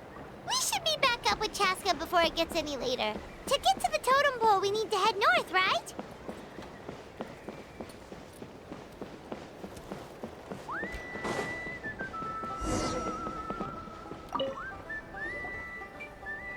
Hey, Chaska! Hey, Alba! Sorry to keep you waiting. It's all right. I bet my dad talked your heads off, huh? What did he say? You used to run away from home nearly every other day. I was sometimes a little impulsive back then. That's putting it mildly. The memories. It feels like it was only yesterday when we brought you back and had Cusco and his family take you in. Back then, no one imagined this feral child would grow up to be the strongest warrior of the Flower Feather clan. Huh? You were the one that brought Chaska back to the tribe? That's right. Elder Alpa was already a veteran rider by then. She spotted me while patrolling from the skies and tracked down my Kukasaur mom. Mom agreed it was time I tried to re-enter human society. But I didn't know the first thing about being civilized. I clashed with everyone who had to deal with me. And look at you now. Renowned throughout the land as a peacemaker. How time flies. When the day comes that I can't fly anymore, it will be up to you to look after our tribe and our flying squad. You know me, though. I'm not a natural commander. I'm better off as a lone wolf on the front line. So stick it out at least a few more years, okay? Give Koyer and the others time to come into their own. Oh, stop. Wait, so isn't the leader just the strongest warrior in the tribe? At least Paimon figured that's how your tribe would work. Strength is certainly a core tenet in the Flower Feather clan. But strength means far more than martial prowess alone. If it all came down to individual strength, I'd struggle to call myself a warrior, let alone a member of the flying squad. Any fighter in the tribe could take me down. Really? I had you down as an elite warrior like Chaska. Well, sorry to disappoint you. It was something I aspired to at one point. So much so that I went adventuring in the Cinder City, Ochkanatlan, to try and prove myself. But it was foolish of me. I wasn't ready. Back empty-handed and seriously injured. The fact that I survived was something, I suppose. But after that, I never seriously considered myself a strong fighter.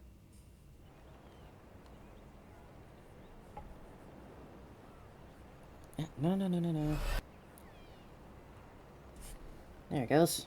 And yet, you still managed to become the leader of the flying squad, thanks to your experience and determination.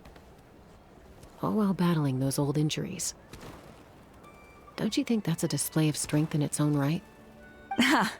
Let's shelve this discussion for now.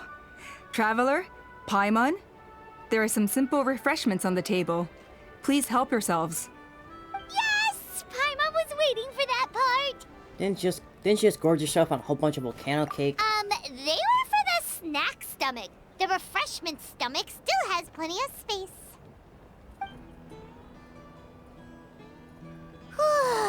Paimon is so full. Well, if you're enjoying our hospitality, feel free to stay with us as long as you like. Elder Alba? Something's come up.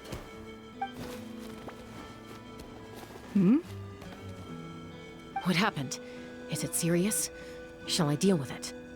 It's... Some merchants showed up. Not from our tribe. They said they're here to discuss some potential collaboration with us. Why now? This is terrible timing. There are a few wingless that we haven't managed to reach yet, and we still haven't inspected the retrial arena. On a busy schedule. Let me handle the other errands while you meet with the merchants. You shouldn't be trying to do everything at your age. You should help too. Seems only fair after all that food we ate. We're not here for a free lunch. Oh, well, much obliged. Cheska, the remaining wingless are all people you know. Let's see. Pishika now manages the floating target balloons. Waska's probably still addicted to Eyes on the Feathered Prize, and Junon spends her days up on the flying platform, staring at the Cinder City. I'll leave you to tell them the news.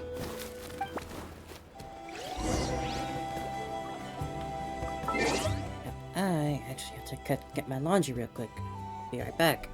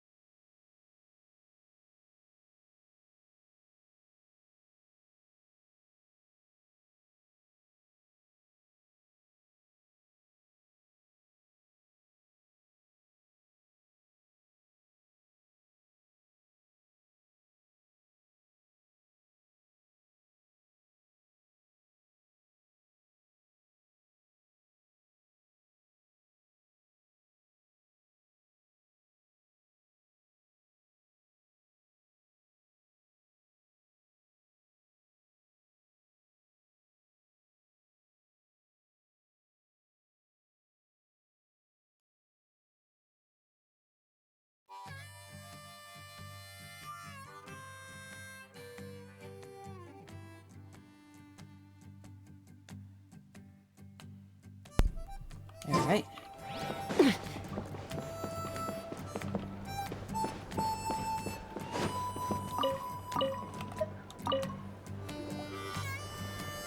Are you sure you don't want to reconsider, Pashika? I appreciate it, boss. But honestly, I'm pretty happy with my life nowadays. Pashika, they're redoing the flying trials. Huh?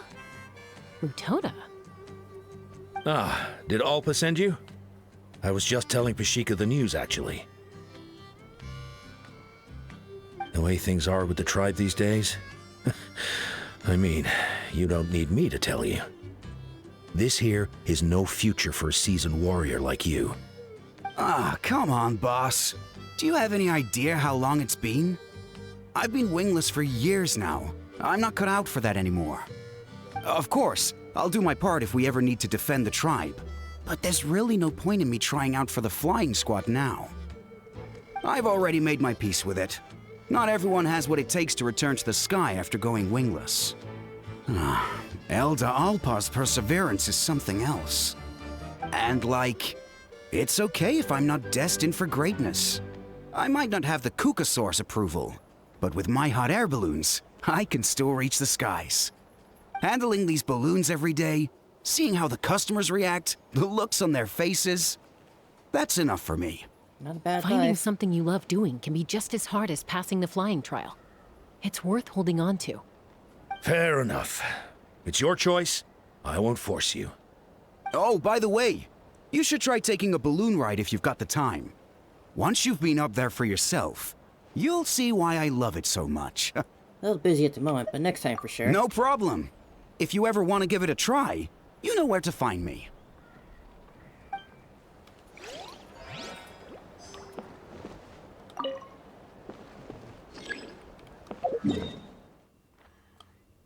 I'll mark that for later so I can try it.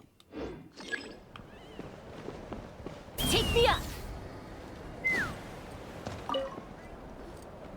A retrial? What's the point? I pretty much treat life like it's a game. No Kukasaur's ever going to approve of that, no matter how many times I try. Waskar, I can assure you, Kukasaurs wouldn't judge you for something like that. Well, they must be judging me for something. Maybe I lack fighting spirit, or just don't have the talent. Not everyone's a natural like you. Don't waste your time on me. You'll have better luck with the ones who still have their heads in the clouds. In the meantime, I think I'm gonna treat myself to a few more games of Eyes on the Feathered Prize. Yeesh, there's wingless, then there's being a total lost cause. He used to be a fierce warrior, actually. But fighting spirit alone won't win you the Kukasaur's approval. Are all Kukasaurs so strict? The ones in floating target balloons and Eyes on the Feathered Prize seem pretty chilled out. It's one thing to hang out and have fun, but quite another to take to the skies with a human life on your back. Giving a ride to someone who's unqualified endangers not only the rider, but also the Kukasaur themselves. If the rider makes a mistake, they both suffer the consequences. So we have a mutual understanding with the Kukasaurs. If someone isn't up to standard, we have to reject them. Even if it means breaking their hearts. Stay safe. Let's fly! Yeah!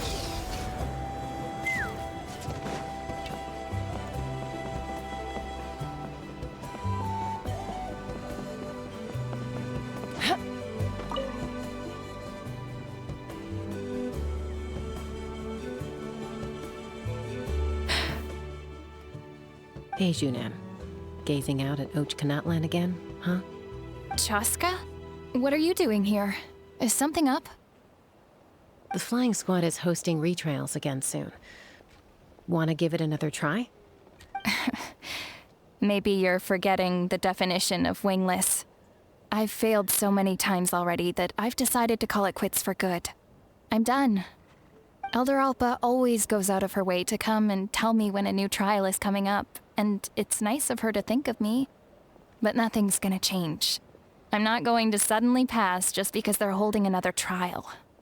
They're making some big changes to the arena this time, so the flying experience should be smoother than before. Koyer's gonna try again. No, forget it. If I was genuinely good enough to make the squad, the location shouldn't affect my chances. A true rider can fly confidently whatever the conditions, like you and Elder Alpa. Junan! They're redoing the... Huh? Chaska and the Traveler. You're already here. I guess they told you already then. Come on, let's go train together.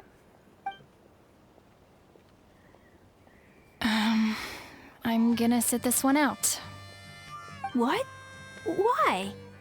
But you've always looked up to Elder Alpa. She went wingless after her injury and spent years drifting, but even she came back and made it in the end. If she can do it, why can't you? I mean, I don't have that kind of perseverance. And besides, the last thing I want to do is fail in front of her yet again. Oh, come on. You know you don't need to worry about that. All right, well, how about we just treat this as you being my mentor? Then will you train with me? I mean... Enough umming and ahhing. Let's just get up in the air and figure it out as we go. Wait! Hold on, slow down. I can't keep up. Well, that's one way to do it. Yeah, Zuma unwittingly chose the hard way. They've been best friends since they were kids. If anyone knows how to get Junan out of a rut, it's Koyer. You helped Koyer deal with her internal conflict, and now she's done the same for someone else. You know, people often talk about how one conflict leads to another and so on. But sometimes in life, things spiral in a good direction instead. Yeah, I felt that. Act 1 done. We've notified all the wingless on the list now, right? Where to next? The trial arena. It's not far from the tribe. Let's keep it going.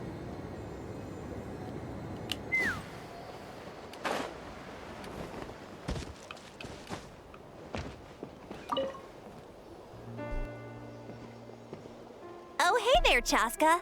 Did Elder Alpa send you? Yeah, she's got other things on her plate right now.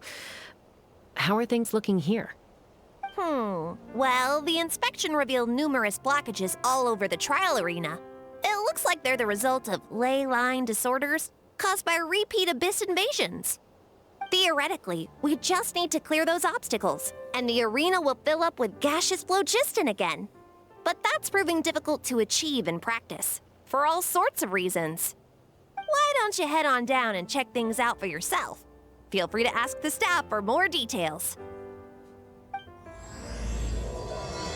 The night before the trial.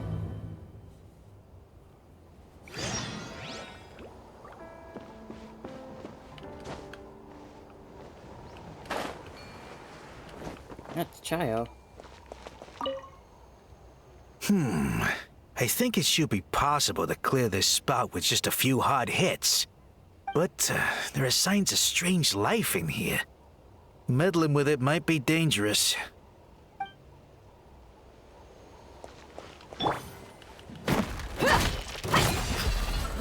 Hey! Monsters!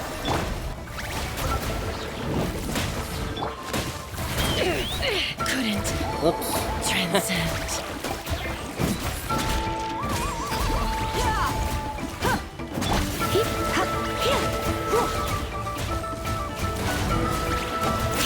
Oh no. Let's get it on! Yeah!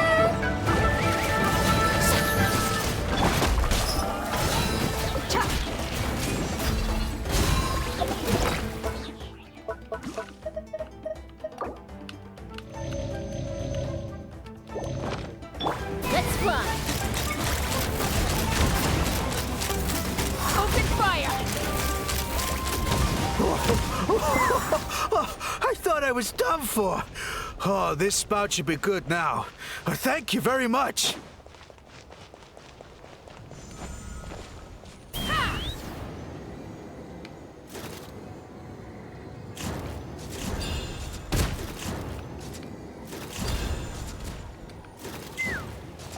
How strange. Why is there so much solid phlogiston here? Well, could be from the Children of Echoes. Maybe it got swept up here due to the ley line disturbances? And I did see those strange markings on the cliff. I can't think of a way to resolve this. Short of going all the way to the Children of Echoes to borrow it to Petlisaur. Over here. Anamorphs here.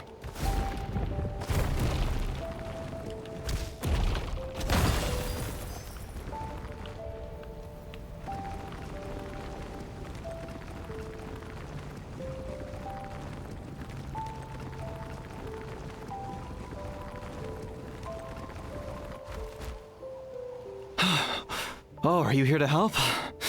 Thank goodness. There's no way I could do all this by myself.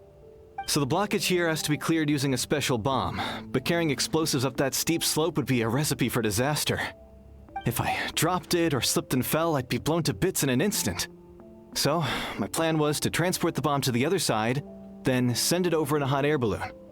All I need now is for someone else to strike the balloon at the right moment, dropping the payload right on top of the spout, and problem solved. What do you think? Simple enough, right? I think I can handle that. Is the hot air balloon up there yours too? Huh? Oh, that one. No, I've got no idea who that belongs to. Or how they got it up so high. I just wish I could fly up there and check out what kind of tech they're using. Ah, well. Getting the trial arena back in order is more important. I'll head over and set up now. Let me know when you're ready. I'm not the best shot, but I'll give it my best. All right! Get ready! I gotta drop it on this, huh?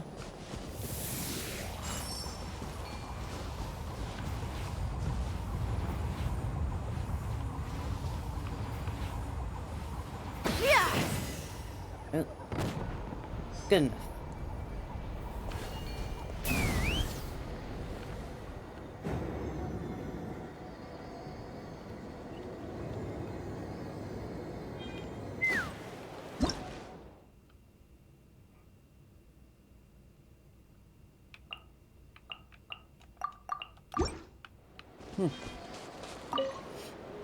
This is crazy. I put all of my strength into it, but it just won't break. Maybe Inkanak was right after all. If a stable structure is formed inside the solid phlogiston, I'll need to hit all the weak spots at the same time to break it. But how am I supposed to do that?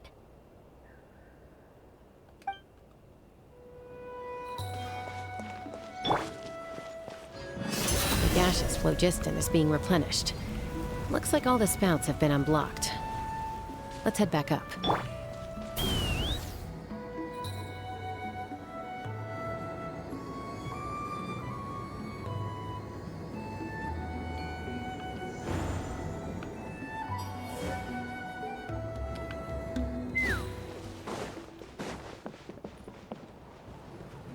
Wow, you took care of everything in no time at all.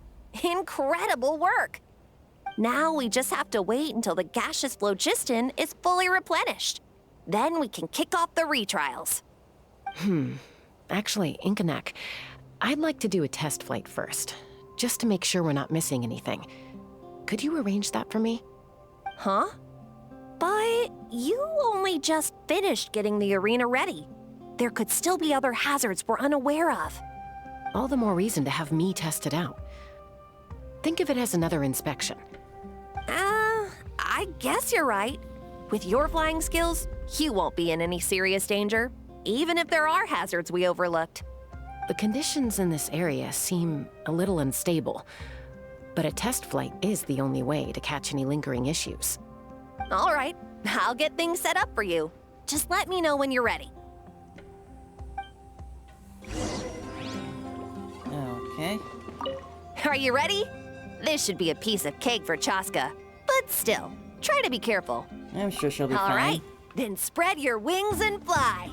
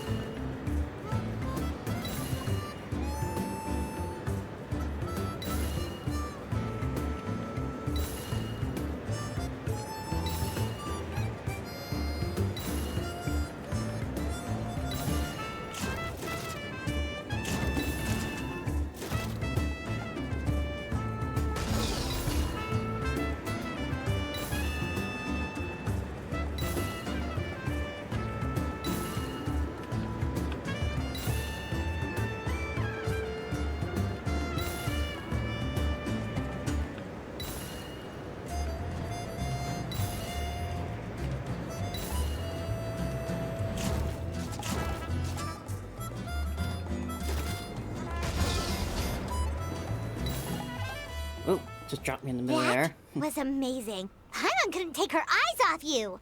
Any further issues spotted? No, nothing major. Give it a few days, and we should be able to conduct the trials. Help! Help me! You're from the Flower Feather clan, right? Please, come quick, you've got to help us! Catch your breath first. What's the situation? One of the merchants? We got attacked by a Kukasaur.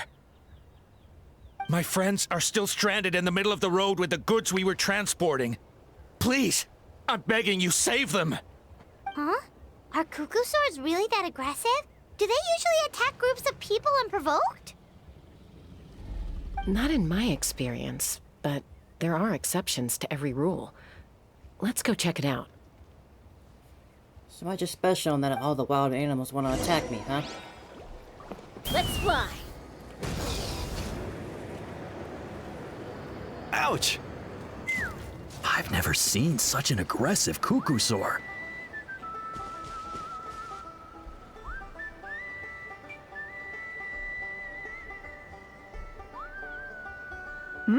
Chaska? Traveler? This is a surprise. Elder Alpa? Huh. So, where's this aggressive Kukusaur we've heard about? Already flew away. Looks like it backed off once it realized that reinforcements were coming. So why do you think it attacked these people in the first place? Was it after the food? No. These merchants are even transporting food. Ah! Thank goodness! The phlogiston wings are intact! Phlogiston wings. Thank you so much for coming to our rescue. These phlogiston wings are our most prized goods. Let me guess. If You're trying anything to happened to replace them, good old it would natural ruin flying us. with artificial flying Wait wings. a minute. Are you the merchants that were looking to collaborate with us? Wormy told me about you. Yeah, that's us. So I take it you're Elder Ulpa? I am. You must be exhausted from your journey, not to mention shaking up from the attack. Let me bring you back to our tribe to rest. We can talk business after you've recovered. But Elder Ulpa, what about the Kukasaur attack? Well, our guests here weren't seriously injured, and their goods are intact. Perhaps that Kukasaur was just having a bad day. There are so many of them around here. You'd expect something like this every once in a while. I don't think we need to pursue it any further. More importantly, how are the preparations for the flying trials going? Is everything in order over at the arena? Trials will be able to start very shortly. Huh? Did you say flying trials? What a coincidence! Sounds like a perfect use case for our phlogiston wings. You'll be pleasantly surprised by what they can do. Oh, really? Now I'm intrigued. Well then, let's forget all about this Kukasaur attack for now. We have some serious business to discuss. Mm-hmm. Huh? So that's it? That all went smoother than expected. Well, guess we'd better get going. Huh? Chaska? What you looking at? A blood-stained feather.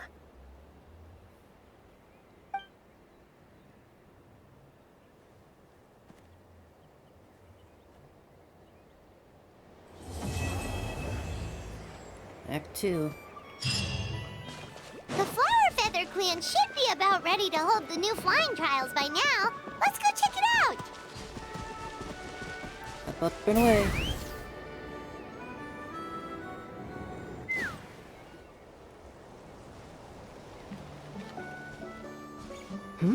Ah, Traveler and Paimon.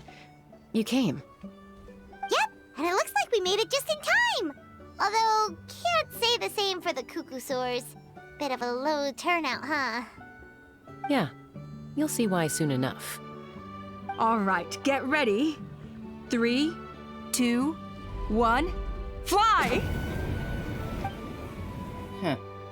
Whoa! We're really flying!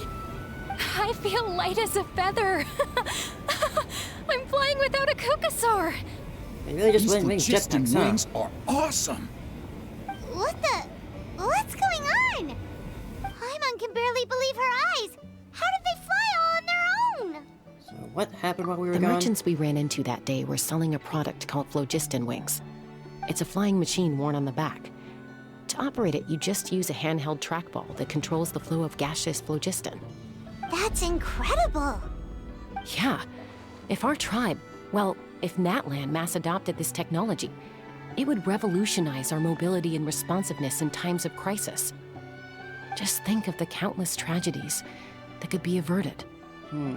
I feel like I'm dreaming. Did I really just fly on my own without the help of a Kukasaur? You'd better believe it. Plus, you just passed the flying trial. Right, Elder Alba? Elder Alpa? Should this really count as a pass? If we did the trial using phlogiston wings? Why not? The scoring rubric is about flying performance. It doesn't specifically say you have to ride a Kukasaur, does it? Yeah, maybe, but... I mean, even Chaska had to ride a Kukasaur in a trial, right? And the whole point of the trial is to test both your flying technique and your ability to work with a Saurian companion. Well, if we can fly by ourselves, maybe we don't need to test the ladder anymore. There's the problem. Chaska, Traveler, what are your thoughts on this new invention? It's an unknown quantity and should be used with caution. Right? That's what I think too. I agree that they have strategic value. But I don't think it makes any sense to evaluate candidates by the current testing standards if they're using phlogiston wings. Why? Shunan finally mustered the courage to go through with this. And now you're saying it doesn't count? I don't have any experience using these wings in battle, nor is it immediately obvious how to incorporate them into the existing systems in our tribe. Taking a longer-term perspective, I think we need to start by getting thoroughly acquainted with how these things work. Then we can develop a new trial format with new assessment criteria, tailored to candidates using the phlogiston wings. Fair. You all raise valid points. But Chaska, while your proposal sounds perfectly reasonable, it would probably take years to put it into practice. We lost so many people in that war. These phlogiston wings could be exactly what we need to strengthen our forces and boost morale in this trying time. And as for real-world battle experience, there will be plenty of opportunities to gain that. I have high hopes for you, Junon. Huh? Hey, stop staring into space! Say thank you! Oh, thank you. Thank you, Elder Alpa. You have nothing to thank me for. Remember, the way you got your wings back was by relying on yourself. Oh, Elder Alpa! Bad news! Kukusaurs are attacking the merchants again! There it is. Again? Okay, everyone, stay put while I... Huh? Chaska? Guns and wings. I prefer Guns and Roses, but okay. Like that. And then Elder Alpa and the others too? Anyway, let's go see what this is all about.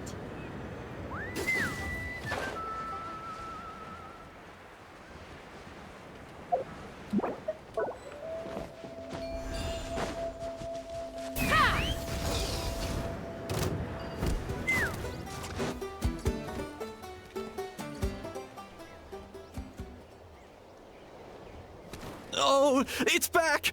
It found us again! Run! Get out of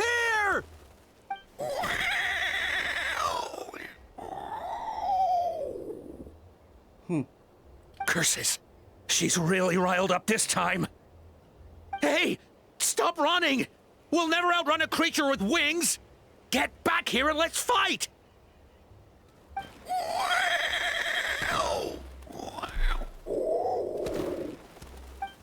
Stop! All of you!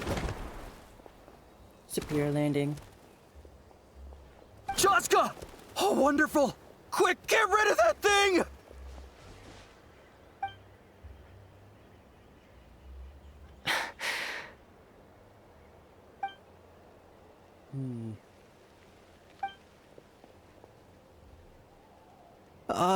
What's going on? Why isn't she doing anything? So it really is you. Sister. Wait, sister? That Kukusaur is Chaska's sister? Interesting family tree.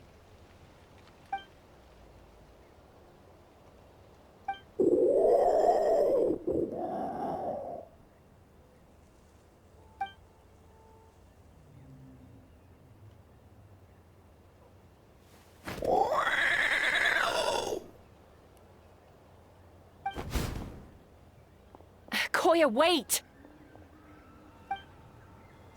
Is Chaska gonna be okay? Should we go check on her? What the heck did they put in those jetpacks?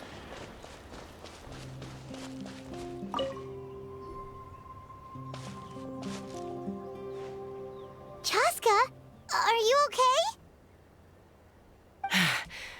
I'm fine. Sorry for making you worry. You're not gonna keep following her? No point. She's an expert at hiding her tracks. Once she's shaken you off, you'll never catch up to her. At least, I always used to lose to her at hide-and-seek when we were kids. When you were kids, huh? Well, yeah. You know I was raised by Kukusaurs. Anyway, she and I grew up in the nest together. Her name's Koya, and she's my big sister. We played together all the time, chasing each other through treetops or mountaintops. It felt like it would go on that way forever. Until the day I was sent back to live with the humans. Not all Kukasaurs are friendly towards people. Koya, for instance, she's fine with me because we grew up around each other, but she's not fond of other humans. When Mom decided to send me away, Koya strongly protested, and after I left, she became more and more reluctant to interact with humans. Maybe she thinks that humans stole you away from her. It's a possibility, but in any case, we still stayed best friends at first. I had a hard time adjusting to life in the tribe. So whenever something went wrong, I'd run off into the wild and vent to Koya. Ah, so that's what Uncle Cusco was talking about. He said you seemed to prefer hanging out with Saurians to your own kind back then. Yeah, I did. But then, gradually, everything changed. With a new mom and dad, a new tribe, and Koichi, I started getting curious about these humans and made an effort to understand their behavior. The more time I spent with them, the less I spent with Koya. And then, one day, it was Koya's turn to leave the nest. She sought me out and asked if I was willing to leave the tribe and go live in the wilderness with her. As far as I can remember, that was the first time she ever approached a human settlement on purpose. So, how did you answer her? Well, I wouldn't be standing here talking to you if I'd said yes. In other words, you turned her down. No, I was torn. On the one hand, I'd already made up my mind to embrace my new family and accept my human identity. But I also knew that Koya wasn't a fan of humans, and I didn't want to disappoint her. She took my hesitation as an answer. She saw it as a personal betrayal, threw a huge fit, and then flew off. We hadn't seen each other since, well, until today. Not for a lack of trying, though. I tried asking Mom where Koya's new nest was so I could talk things out with her. But Koya had already asked Mom not to tell me where she'd moved to. It must be hard for Mom, being stuck between her two daughters. So I didn't press the issue. And I didn't go looking for her. But after today's events... If things carry on like this, I need to make sure I find her before anyone else. Even if she doesn't want to see me. For now, let's bring the wounded back to the tribe. And see what Mutota and Elder Alba have in mind.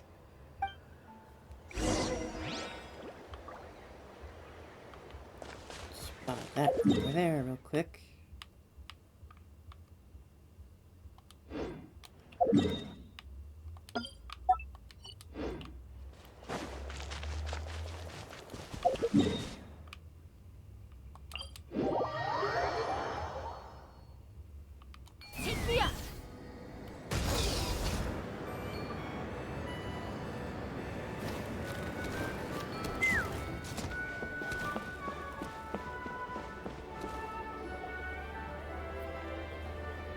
So, I hear there's been another Kukasaur attack.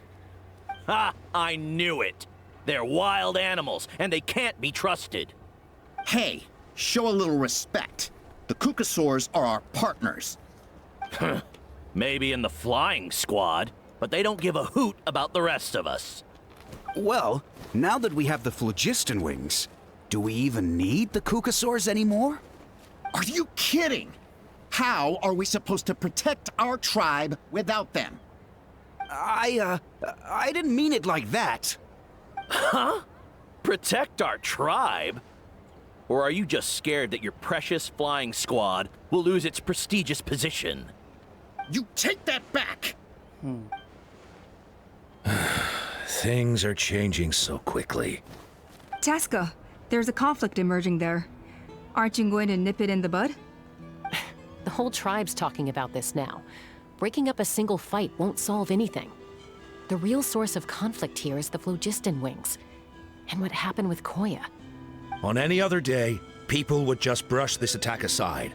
After all, clashes between wild Kukasaurs and humans are no more common than those between people. But now that the phlogiston wings have entered the equation, it's sparked a debate over whether our tribe needs the Kukasaurs at all. I worry that we risk repeating the mistakes of the Cinder City. Back then, Lord Ochkon's hatred of the Saurians nearly destroyed the peace forged by the Pyro Archon. Chaska, to prevent things from deteriorating further, I'd like to task you with restoring peace to the tribe. I will. Traveler, you've already done so much for Natlan, and the Flower Feather clan has no right to ask more of you. But... Say no more. I'm in. Chaska's my friend. Thank you. And don't forget about Paimon. And she's so pretty. This whole situation has unfolded so quickly that it's put us on a back foot. To tell the truth, it makes me a little suspicious. You think someone might have orchestrated all this? It's possible. Leave it with me. I'll look into it. Also, Chaska, could you try to keep a low profile while you're out there digging around? We don't want to give our hand away. I'll do my best. Okay, so where should we start? This all began with Koya's attacks. If we can find out what led her to do it, that should give us something to work with. But will she even want to talk to us? Unlikely. Given how she reacted when I showed up, I don't think she's forgiven me. If you want to resolve a conflict through dialogue, sometimes you need a third-party facilitator. Let's go see my mom. Mama bird. Bird up, bird up, bird up. Over here, huh?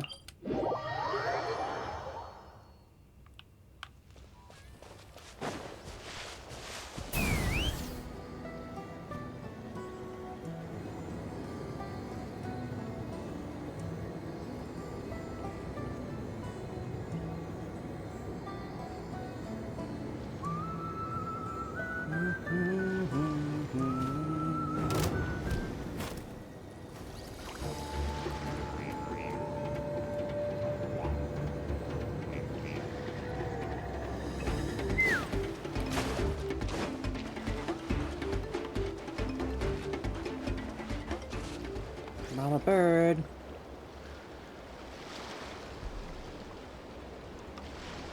Wow, so this is where you used to live as a child? Mm-hmm.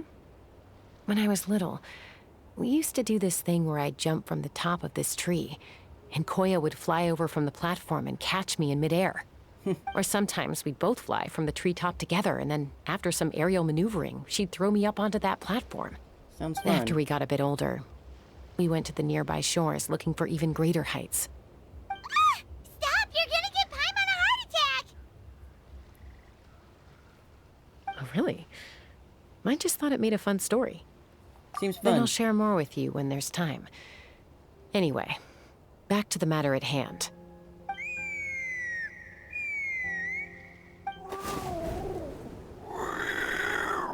Yeah, she's got a little pink.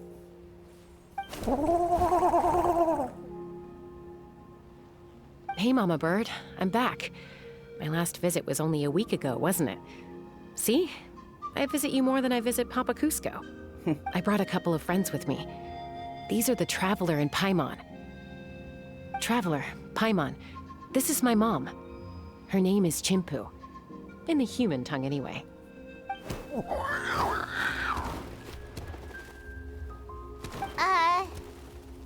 Hi! So you understand Saurian language, huh? No, not really. I don't speak it as such, but I can sort of get the gist. Although only with Mom and Koya, since I spent my formative years with them. Even then, it's basically a best guess based on their sounds, body language, and expressions. Seems to work about 9 times out of 10, anyway. As for whether Mom understands me, I can't always tell. But somehow we still manage to communicate. Call it the family bond, I guess. It's really nice.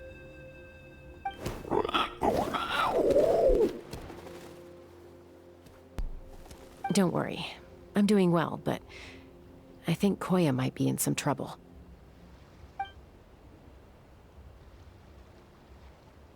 I know she's never been a fan of humans, but she's never deliberately attacked them before either. What's behind this sudden change? Does, Auntie Chimpu know anything? Doesn't look like it.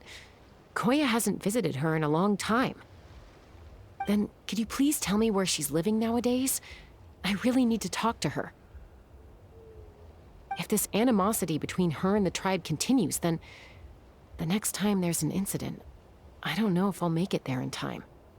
I'm really liking these Kukusaurs. What's she saying? She said she'll take us there. Thank you, Mom. Of all these Natlan beasts, Kukusaurs are quickly going to be my favorite. All the way over there, huh? Let's fly.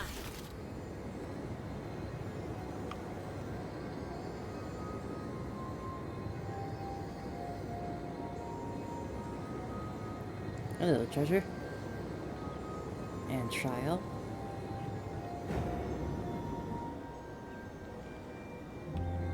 Guess I haven't gone out this way a lot.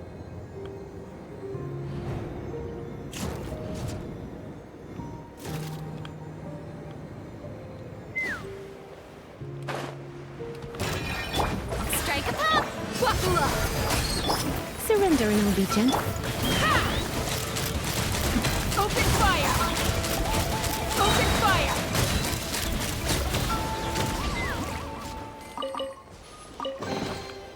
Ooh, shiny.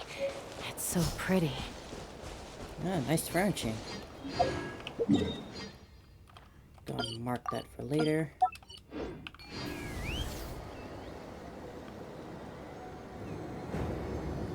Yeah.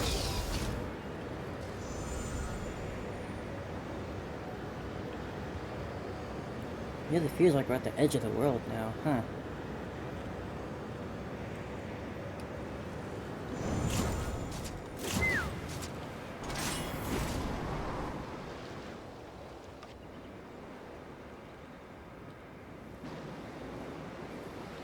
This is a really remote location. Guess she was trying to get as far away from humans as possible. We stay here? Okay. Got it. Traveler. Paimon. Mom says we should stay out of sight for now. She'll talk to Koya first. Koya is very hostile toward humans right now. So if we show up unannounced, it might just make things worse. Got it.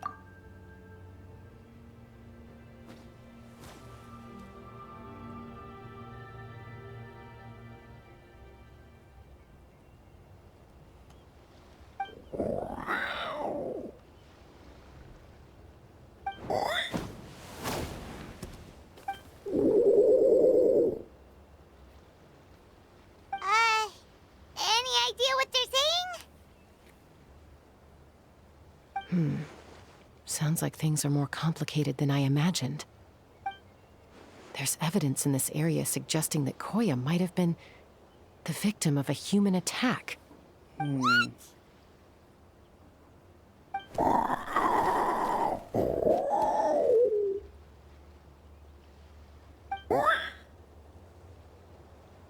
No! What's up? It's Chime, Koya's child. The attackers kidnapped her. Bastards. They came over the sea, under the cover of night, and they took Chime. What the heck? Who would do such a thing?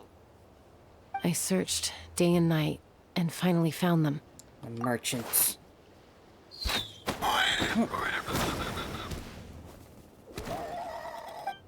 Friggin' humans. No. Oh, yeah! Tafal's contraption is working like a charm! Got her in one! Hey, there's another one! Wait, is that the one that got away last time? Who cares? Just get them all! T'Pol pays us per catch.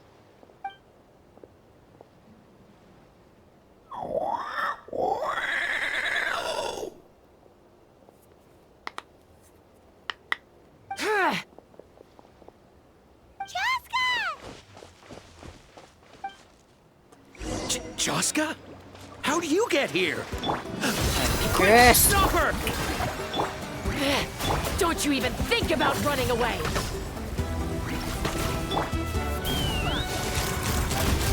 Open fire! Open fire!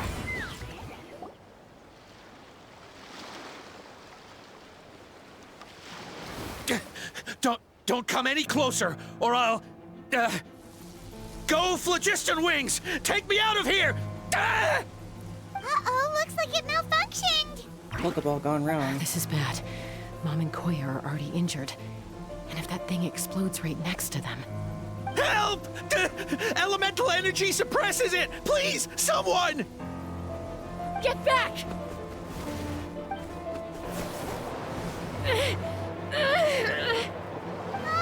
It's still going, and it's getting worse!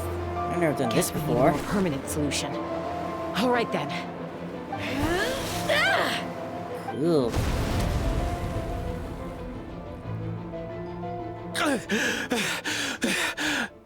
That was too close. I thought I was gonna die. That can still very much be arranged. Answer us honestly. Were you the ones who attacked Koya before?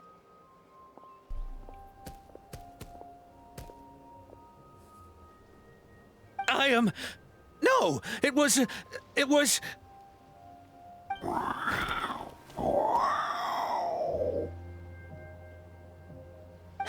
Well, she says it was you. Still want to deny it. We have other ways of making you talk. Just tell me, who sent you here? It was to Paul. He told us to catch all the wild Kukasaurs we can find. And he also said that this Kukasaur has become a thorn in his side, so it needs dealing with urgently.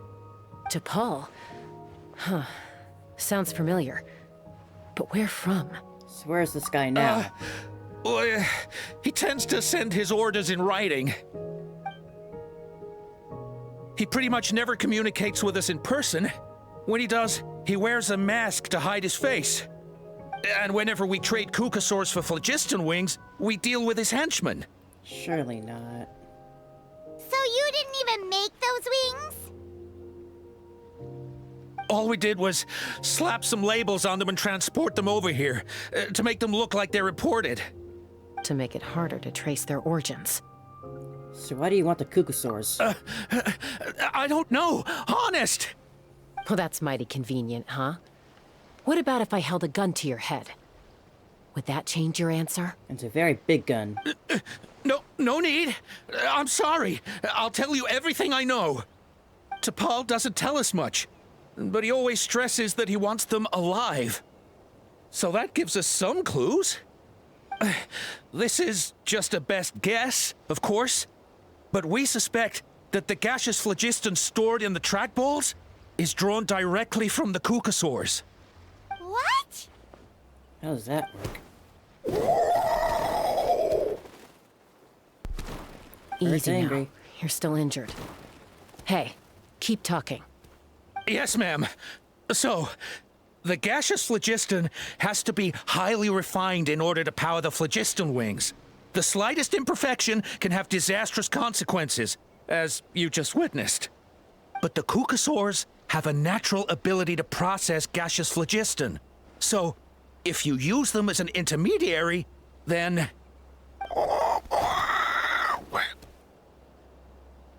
That's enough.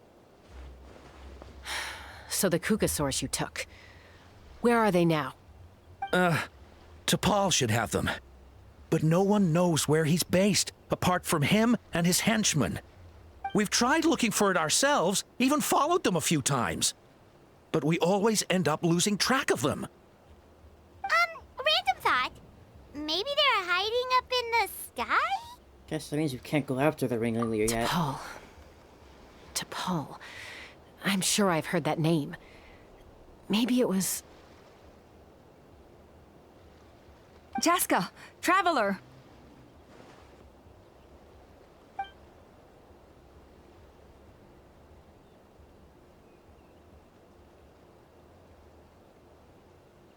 That voice! It's Alpa!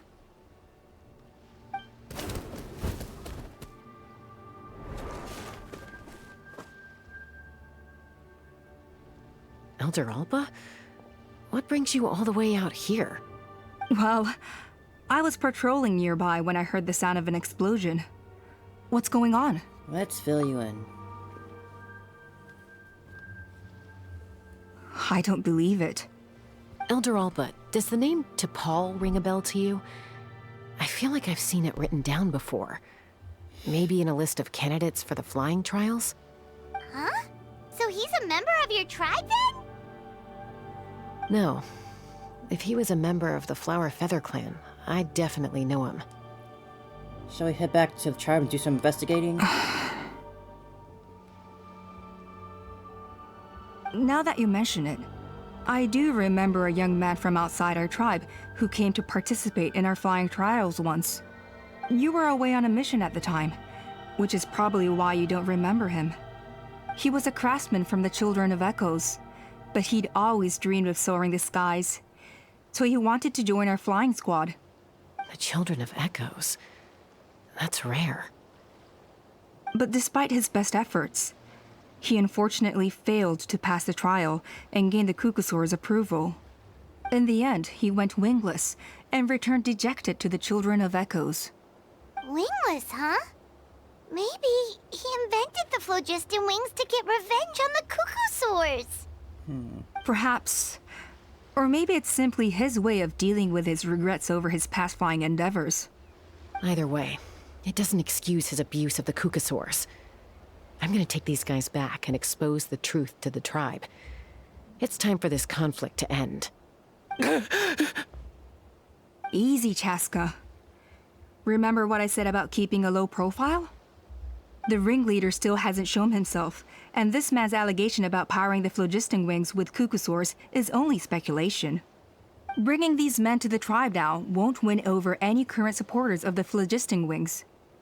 In fact, it may even escalate the conflict further. After all, many are mistrustful of the Kukusaurs after recent events. Is that why T'Pol waited until now to try to capture my sister? I don't know. I mean, he did tell us to spread negative rumors about the Kukusaurs and slip some Mora to anyone opposed to them, but... But Koya only attacked humans because they stole her child! Nevertheless, we will be hard-pressed to change people's minds while emotions are running high. Unless we have irrefutable evidence. We would catch T'Pol himself. Bravo! My thoughts exactly. In the meantime, leave these men with me. I'll escort them back to the tribe. I'll take the other members of their crew into custody too. They won't get another chance to stir up trouble. Fair enough. I guess finding T'Pol is gonna be the key to resolving this conflict. Let's hope the Children of Echoes have some info on him.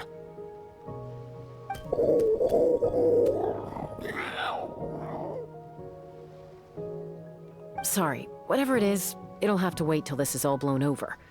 I have to fix this situation before it spirals out of control.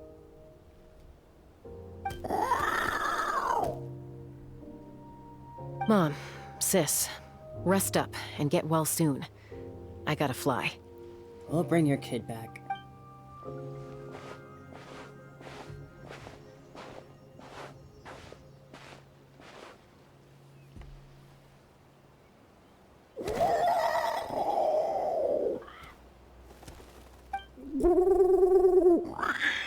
Oh, I can understand him now.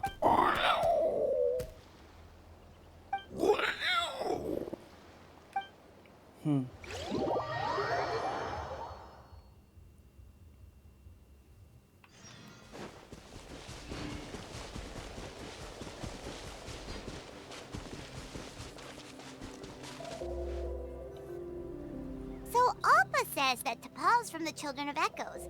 But how do we track him down? Just ask around until we find him? Let's start by talking to someone we know. It'll be faster that way. At this time and place, I'll bet the easiest person to find is... Wakey, wakey, Shilonen! Oh, it's you. Okay, give me a second. I'll come down. Hey, Zila.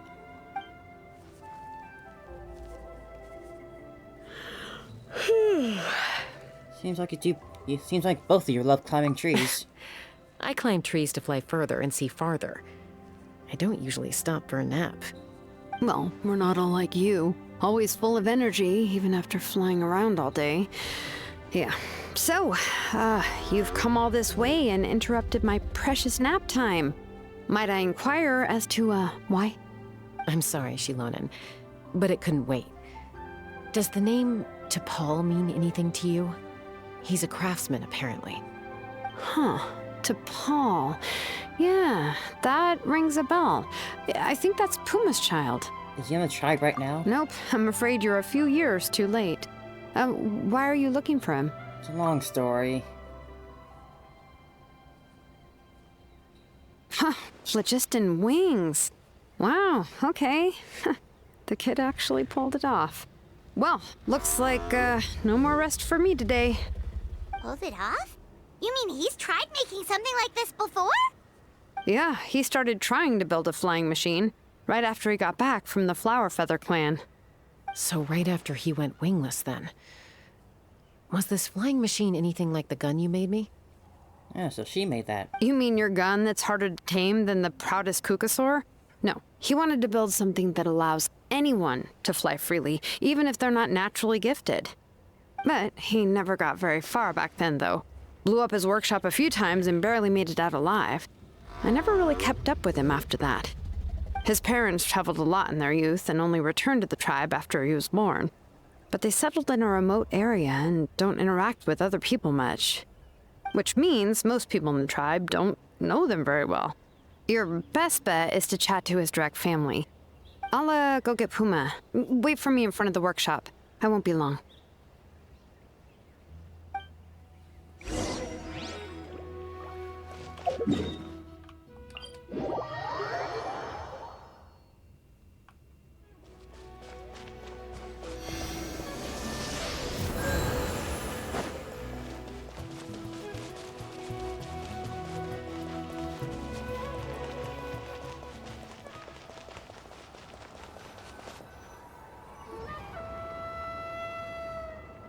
I'm back. Allow me to introduce T'Pol's mother, Puma.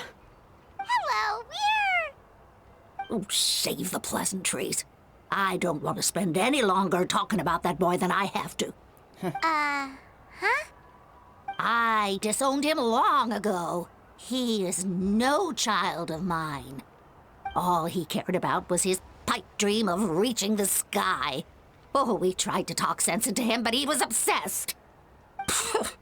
And then when he left us, he spouted some nonsense about building a workshop in the sky to avoid the constant criticism of us ground dwellers. He left his notebook behind. Whatever questions you have, you can look for them in there. I am done talking about him. He's no son of mine. He never called me Mom anyhow.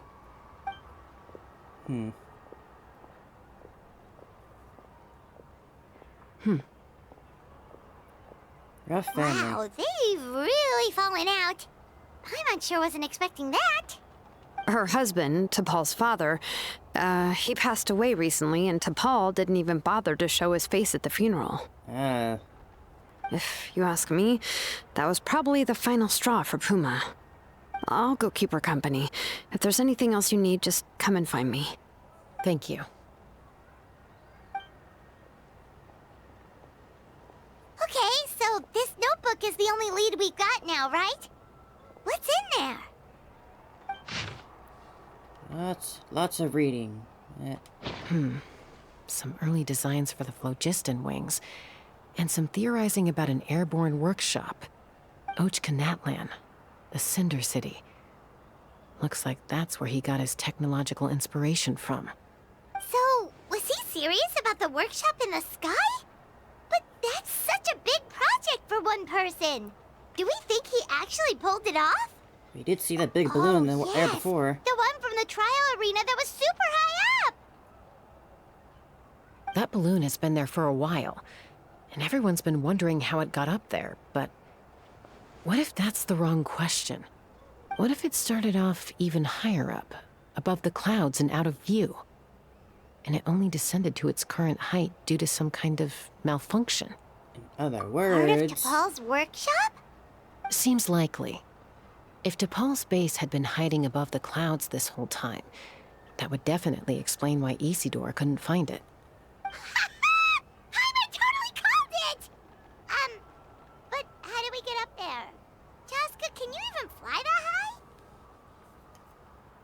By myself? Possibly. But with a passenger, no chance. I doubt even phlogiston wings could take you up that high. At least, not without that relic T'Pol mentioned in his notebook. Yeah, and he's probably holding on to it. We'll have to find another way. Can you fly that high up, Paimon? Nope. That's way beyond Paimon's altitude. Also, would you really expect Paimon to go up there and take on T'Pol all by herself? Be interesting. Let's not worry. Just because we can't think of a solution doesn't mean no one else can.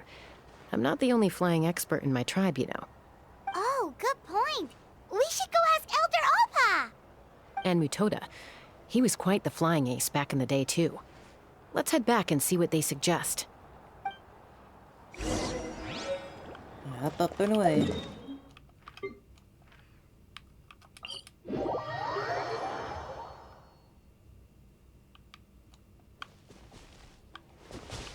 Take me up!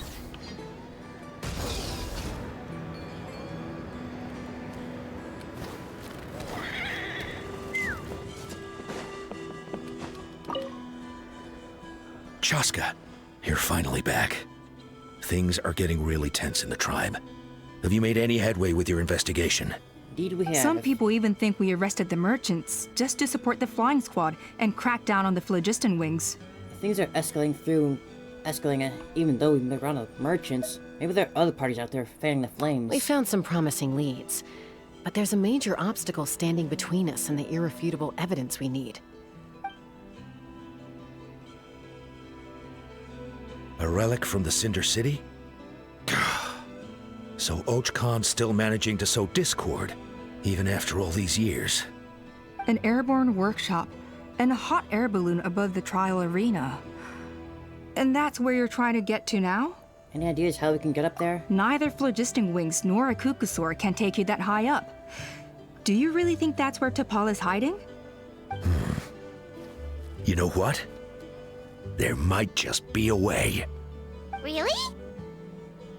Do you still remember those spouts in the arena? When they were all blocked, the gaseous phlogiston was trapped and unable to flow.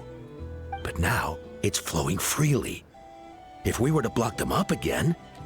You mean all of them except the one at the very top of the arena? To build up the pressure there? Precisely.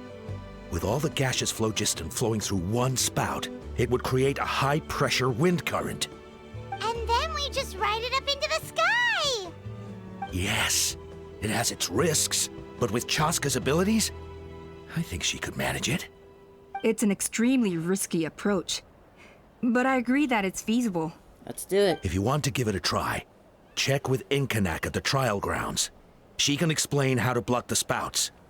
Chaska, if anyone has a hope of seizing this evidence from the high heavens, it is you. We want phlogiston wings.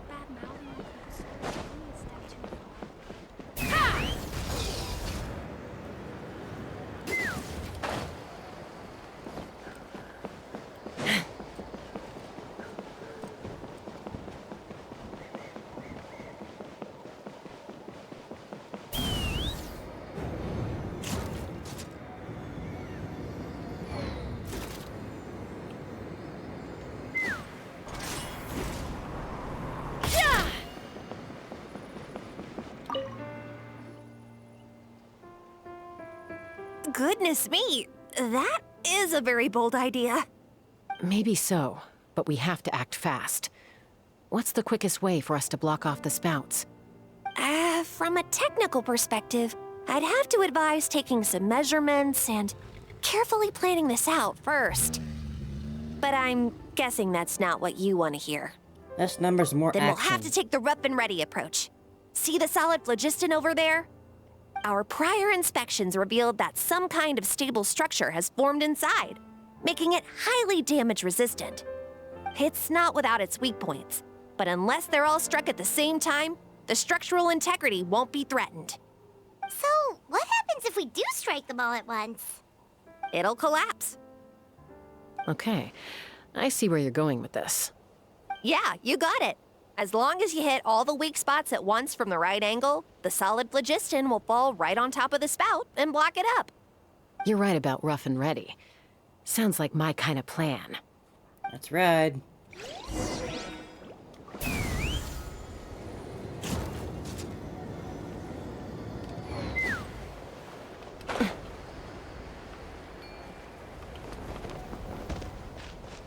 Take me up! Locked on!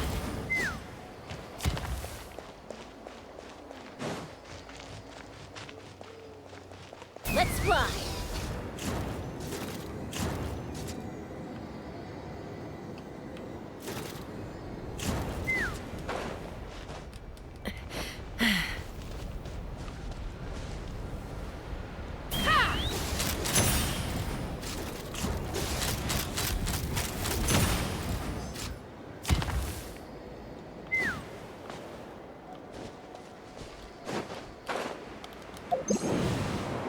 Take me up! Look! There's a chunk of solid phlogiston right over that spout!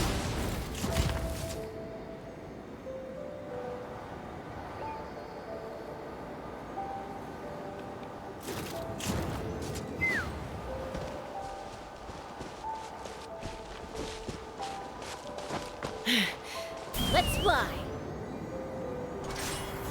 Yeah!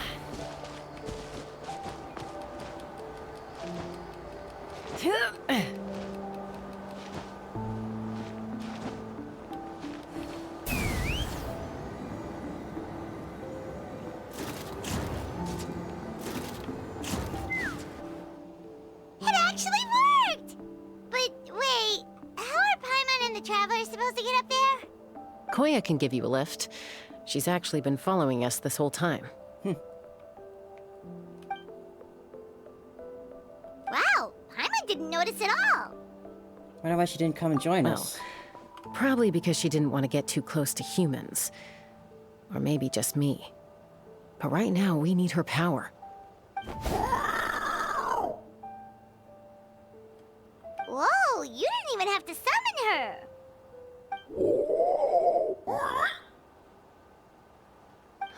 Yes, up there. That's probably where Chime is. All right, let's go have a little talk with this T'Pol. Take me up! Show 'em what happens when you mess with family. Up and up and up and up and up and up and up. Pretty small for a workshop.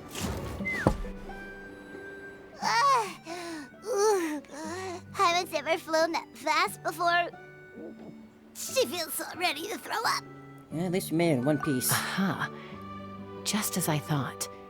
It might look like a regular hot air balloon from the outside, but up close, it's clearly been heavily remodeled. And sure enough, it only descended below the cloud line because the custom-built machinery malfunctioned. Can you tell what the issue is? I should be able to figure it out with T'Pol's notebook. Thankfully, I know a little DIY from fixing up my guns when they're having issues. That should just about do it. Now all it needs is a nice hard kick. Maybe that works on your guns, but, huh? We're really moving!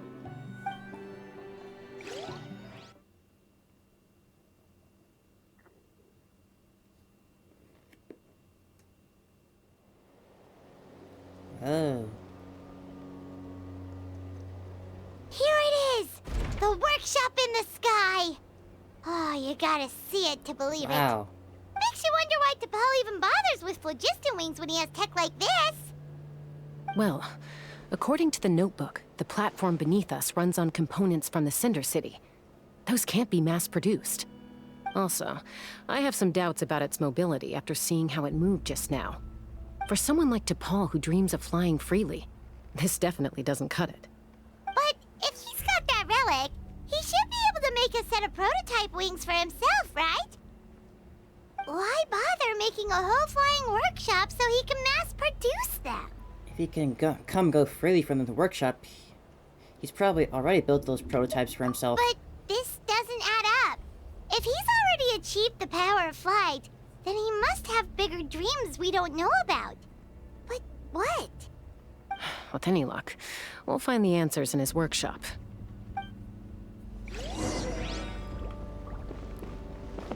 Yeah, this is way more what I was expecting for a workshop. Cuckoosaurs! Seems like the merchants were right. T'Pol's using them.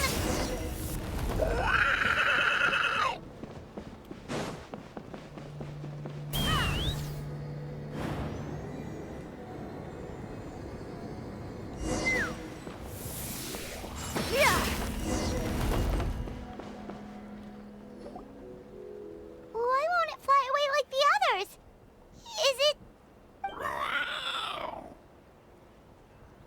She's still breathing, but barely.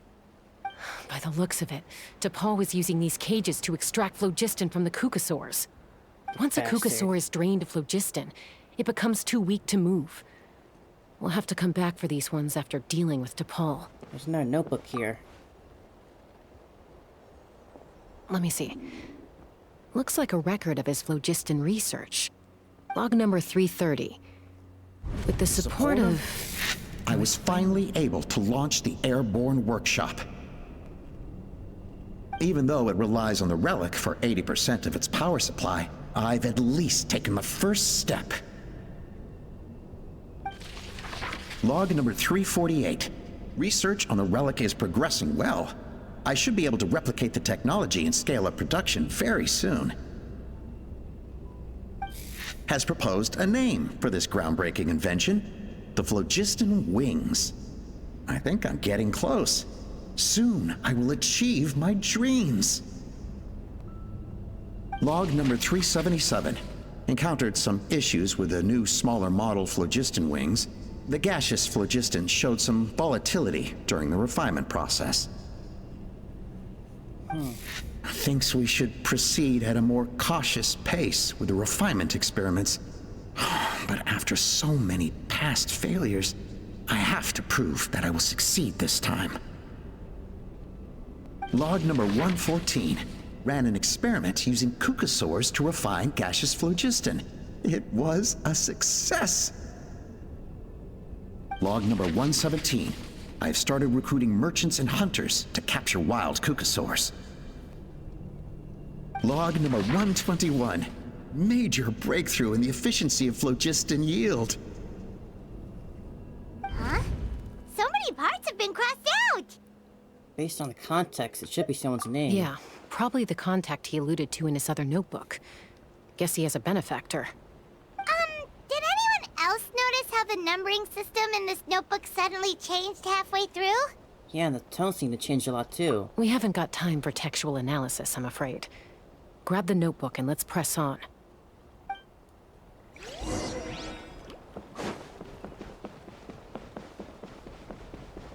Huh.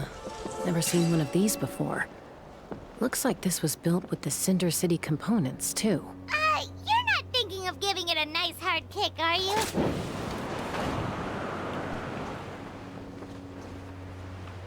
Take me up! Whoa! What's that mechanism doing? It's asking for a nice hard kick where it hurts. Aim for the weak spot.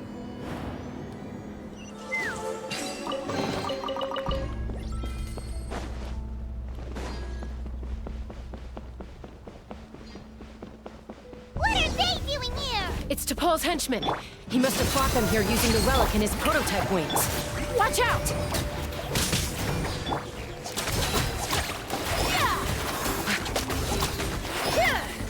Let's fly!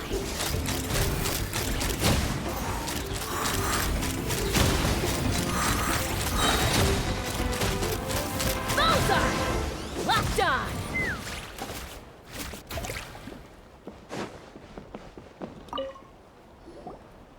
Hey, look here! More of T'Pol's notes! Let's hope there's some useful information inside. Log number 403. Introduced me to some new comrades who fully support my ideas. I told them that some Saurians are blessed with wings, and some people with natural gifts, while the less fortunate among us can only look on longingly as they seize the skies. But I also told them that progress can erase individual differences. Think of the tools humanity has made to fight back against wild beasts. The law we have put in place to even the playing field between the strong and the weak. I promised them that our research will be the new frontier of human progress. With our phlogiston wings, the power of flight will no longer be for a select few to enjoy. Imagine a world where the skies are for all to share. I only hope that when we finally achieve this goal, we'll be proud of me. Imagine a world where the skies are for all to share. Yes, what a wonderful world that would be. If only it were possible. We could respond faster, and so many tragedies could be prevented. But DePaul, what about the saurians you're draining dry of phlogiston? You're not sharing the sky, you're stealing it! Bad move. I won't let you get away with it. Jessica? I'm fine. Let's keep moving. I don't think we'll find anything else here. I've got a working crafting theory brewing in my head. Let's just see if it comes true or not.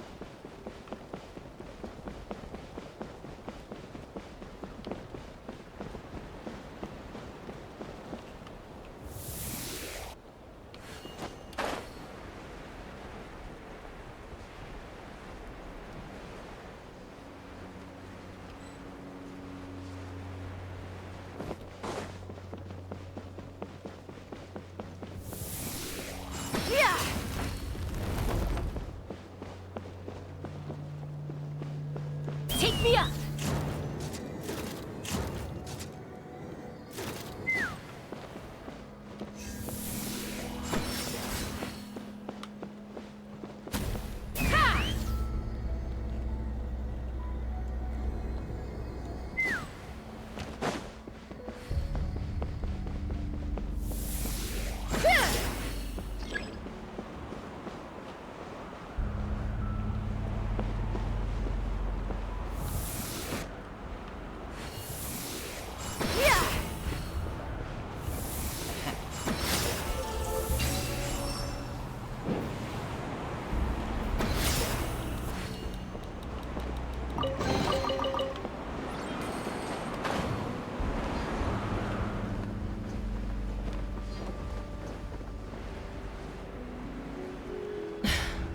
I can't believe he captured so many Kukasaurs.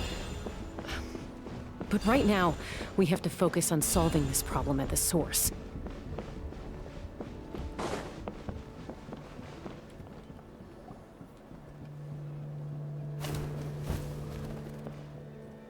Looks like we've reached the center of the workshop. And still no sign of Koya's baby.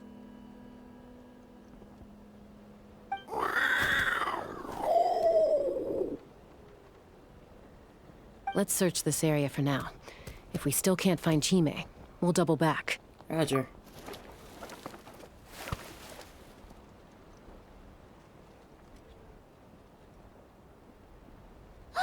Chaska, Traveler, come quick! What is it? Did you find Chime? Not yet, but look! It's another one of T'Pol's notebooks! Let's give it a read. All right.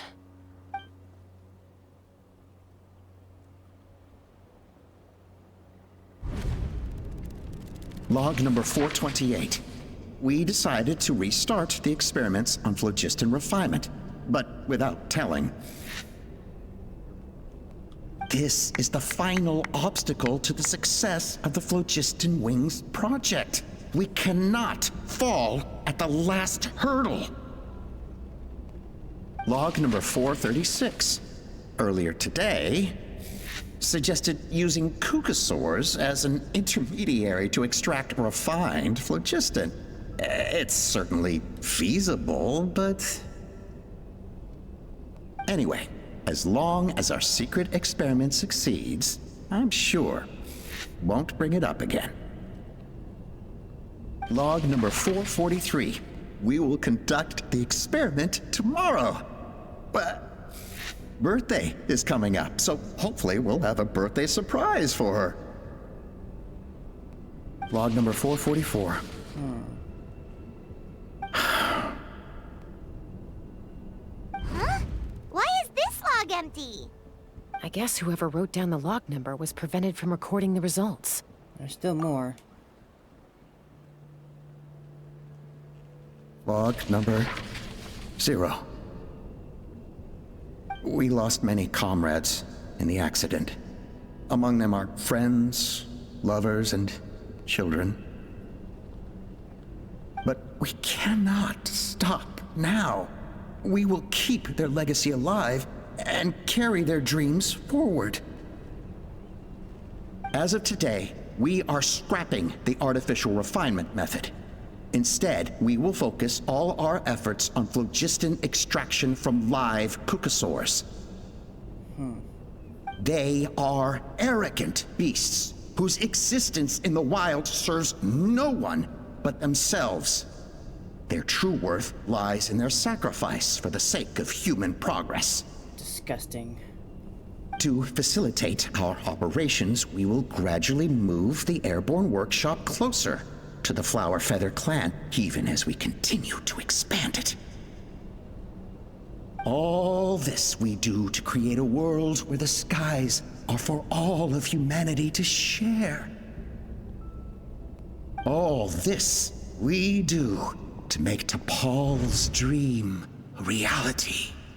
Given the way this is written, not to mention the fact that the numbering has started over from 0, it kinda sounds like this is someone new. Does that mean that T'Pol's already... But in that case, who are we There's also a pursuing? letter tucked in the end of the notebook. It's from Puma.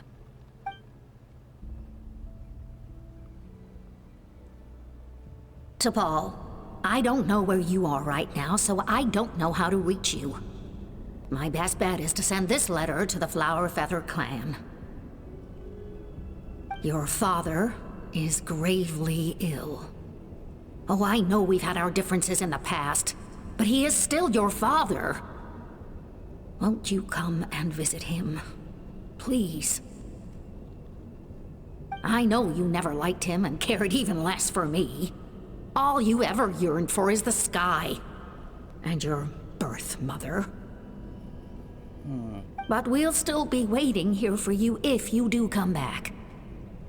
This may be the last chance you'll get to see your father. So Puma's not T'Pol's real mom? Huh. Well, she did say he never called her mom, but Paimon assumed she was just venting.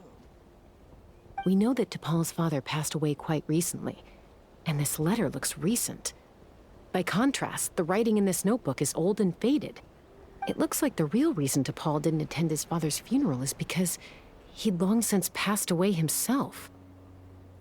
Then the real ringleader behind all of this. If we ask ourselves why this letter was sent to the Flower Feather clan, why T'Pol always yearned for the sky, and how he got his hands on a relic from the Cinder City, it all points to one answer.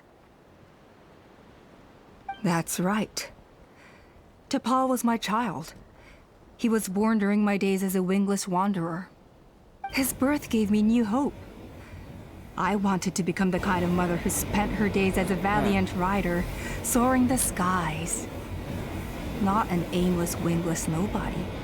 But his father wanted to settle down, to give his child a safe, sheltered life in his tribe. We fought about it constantly, until the love we once had for each other was gone. He started a new family, with another traveler who was also looking to return home. And I went back to the Flower Feather clan, alone. So my theory was wrong. I had Man, no I did not idea see that this despite coming. being raised among the children of echoes, my child still harbored dreams of the skies. Can you imagine, Chaska? The joy and surprise I felt when he showed up at my door, asking to join the flying trials, or how proud I was when he said he wanted to prove his own worth, rather than relying on my position as elder. And then the anguish that overcame me when he was rejected by the Kukasaurs and became wingless, just as I had after my injury. You've got a lot of nerve showing your face here. Don't take this the wrong way, Chaska. I'm not here for a fight. I just want to talk. Isn't that your preferred way to resolve things? I trust you've learned of Tepal's wish on your way here. A world where the skies are for all of humanity to share. If only his dream can be realized, no one will ever have to lose their wings again. Our aerial prowess will be greater than ever before. War will never again come at such a great cost. The loss of Koichi is a tragedy that need never be repeated. How dare you? So tell me, Chaska, do you really wish to see the phlogiston wings forever grounded and gathering dust? Nothing you've said excuses all the conflict you've caused. You mean the argument back at the tribe? It was a necessary measure. Sometimes this is the only way to accelerate the pace of progress.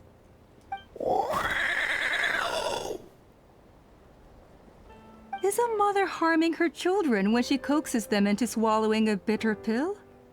Of course not. It is a brief moment of suffering for the greater good, and the child would come to understand this in due course. The phlogiston wings are that bitter pill. We will never progress as a tribe if we cling to the scraps the Kukasaurs offer us. Once the people have embraced the phlogiston wings, they will never look back. Even if they learn how the refined phlogiston is sourced. They will convince themselves that the sacrifice of a few Kukasaurs is a small price to pay for our dominion over the skies. But this I had not anticipated.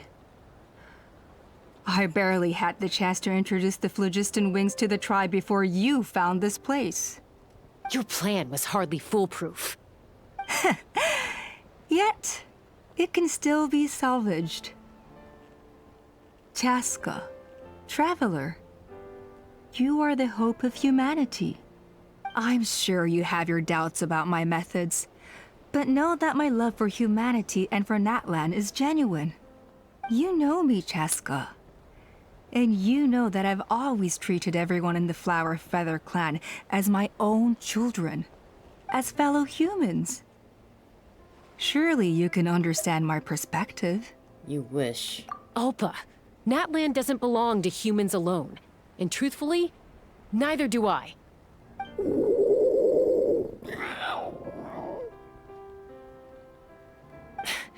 How many times has the Abyss invaded Natlan now? And yet despite how much stronger it is than us, Natlan still stands as a nation of humans and Saurians. Peace imposed by force will crumble in a matter of days, because social bonds are what hold a civilization together. Weren't you the one that taught me that? And yet you would break the bond we share with our Saurian companions to take more power for ourselves? That's as stupid as hacking your own arm off to use it as a club. They are wild beasts, driven purely by instinct. How could they possibly understand human social bonds? How did someone like her ever become a writer? Maybe Kukasaur instincts aren't so different from ours, because clearly she had been fooled too. Ha! You overestimate them. They bow to the strong and shun the weak. That's all there is to it. They never gave Tepal a second glance when he was at his lowest, nor me when I returned injured from the Cinder City. It's all about survival of the fittest for them. Plain and simple. They obeyed me once I proved myself stronger than them, but the moment it serves them better, they'll abandon me in a heartbeat. You're wrong, Ulpa. They only reject the wingless because they don't want to fly anyone to their death. Chaska, I will promise you this. Only the unruliest wild Kukasaurs will be used for phlogiston extraction. The ones who have nothing else to offer to humanity. Well, that's too bad. Because I know a few unruly wild Kukasaurs who don't think that idea is gonna fly. Namely my mom, my sister, and me. And the others? To us, they're friends, family, even children. So if you want to put any of them in one of your cages, you're gonna have to go through us. Is that right? I knew you might be difficult to convince. Maybe this will change your mind.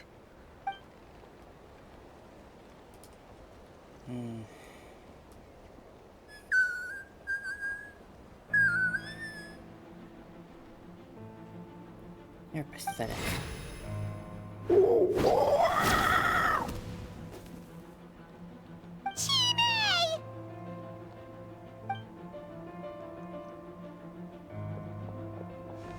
Alpha! Careful! Don't make any rash decisions. Unless you want to see her suffer. Oh no, that's one of the extraction cages! I told my subordinates to take control of the tribe while I was away. Luckily for them, our strongest warrior and our most powerful ally aren't there to stop it. Take control? What are you planning to do with Mutota and his supporters? Merely accelerate their inevitable downfall. They cannot stand in the way of progress forever. It is not the move I wish to make, but I'm afraid you and your friends force my hand. And since you insist on imposing me too, I have no choice but to keep you here until the dust has settled. So that's what you meant by I just want to talk. You never intended to negotiate. You just wanted to stall us. No, Chaska. I genuinely hoped I could win you over. You are the strongest warriors we have. Put down your weapons, and I promise you that no harm will come to this young Saurian. I just need you to stay here for the next couple of weeks or so, while my people consolidate their power. Then, I will give her back to you, and you'll be free to leave. Do you really think the Pyro Archon is gonna let you get away with this coup? As long as the majority supports our vision. Even the Pyro Archon cannot meddle in our internal affairs. Your vision is deranged, and the Flower Feather Clan will never support it. You sure about that? Then wait here and see. Time will tell. What do we do? Even if the whole tribe fights back, Mutota's in grave danger! Stop delaying the inevitable! Drop your weapons and get into the cages, now! She's still holding Chime hostage. Is there really no other way?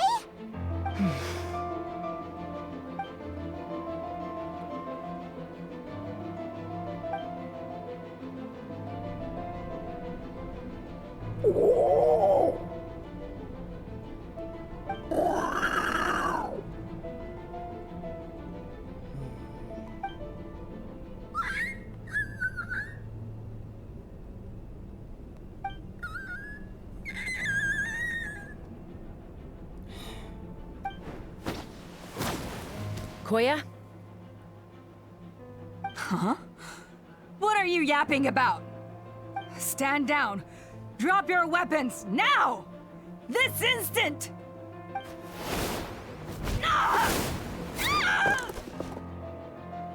No! The relic! Now!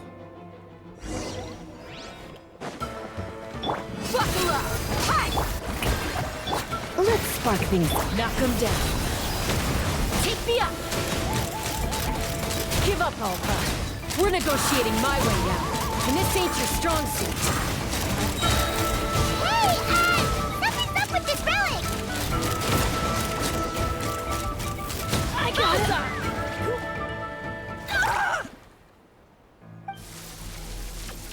Oh boy, not again.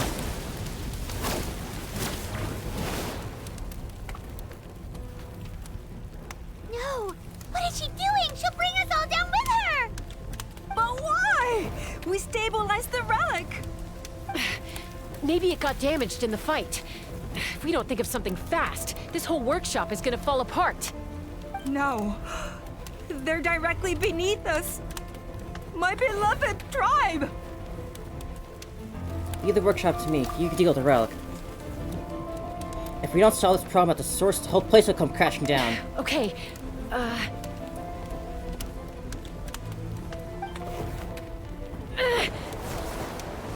It's too powerful. This ain't a toy like last time. I don't think I can just throw it aside.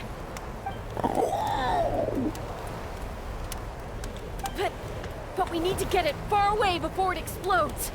Then the tribe will be safe, and so will this workshop. Koya, remember when we were kids? Come on, let's take this thing high up into the sky.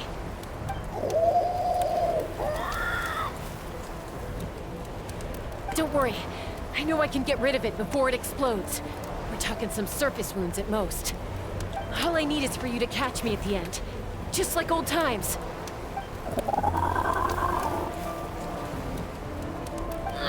I can't hold it back anymore. We have to go. Don't be insane!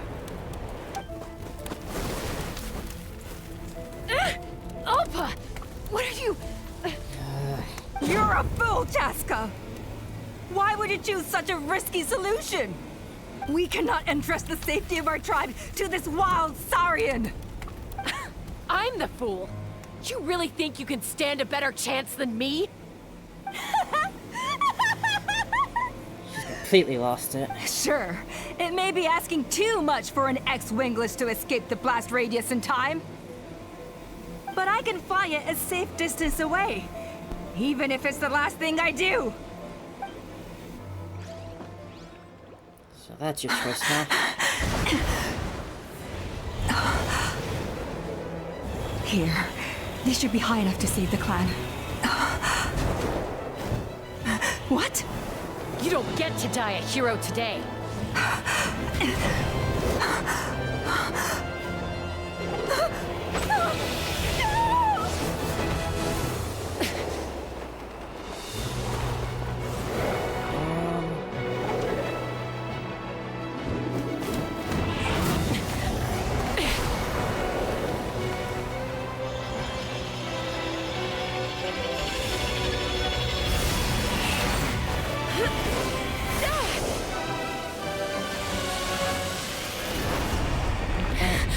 No!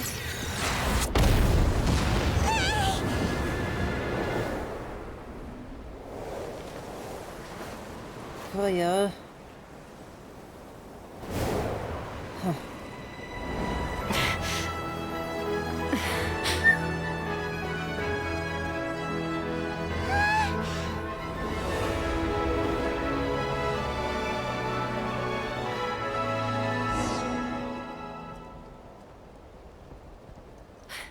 Koya, are you hurt?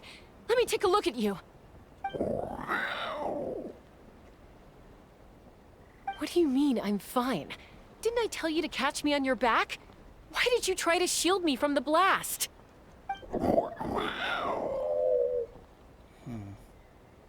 Accident? Yeah, right. Seriously, you're as stubborn as ever. Chaska, Koya! How are things looking here? All taken care of. All it took was a little DIY.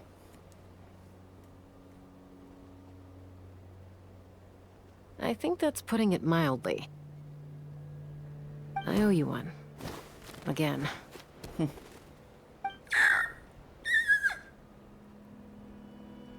Now we can help the baby.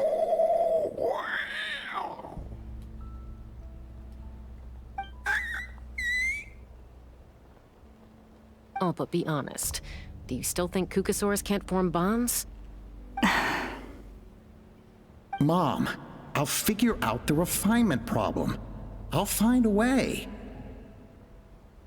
You don't need to worry about it. I just need some more time.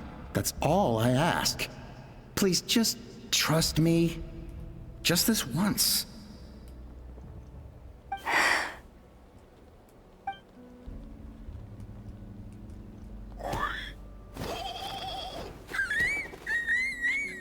Aww.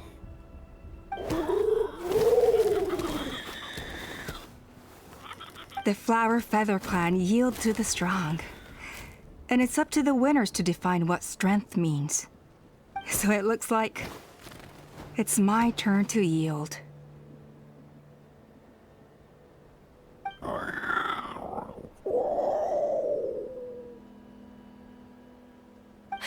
Koya!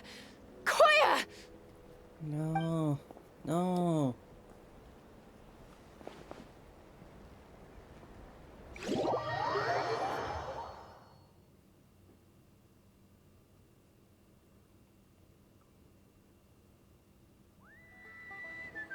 So, you're absolutely sure it's not because of the explosion? Yes, for the 10,000th time, I'm sure. The blast barely touched her.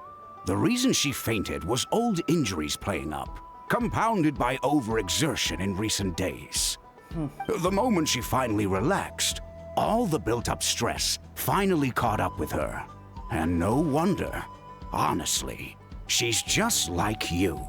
Anyway, now you know how we feel when you go off risking life and limb. Your mother and I would both appreciate it if you lived less dangerously. You know she wrote to me from the Masters of the Nightwind, just to scold me for not doing enough to keep an eye on you. If she wasn't so busy with work, you can bet she'd come back here and chew us both out in person. I'll find an opportunity to apologize to her. I promise. You'd better. No more avoiding us, okay? And don't get me started on all the checkups you've missed. Got it. Got it. Huh? Koya? You're awake. I'll go let everyone know.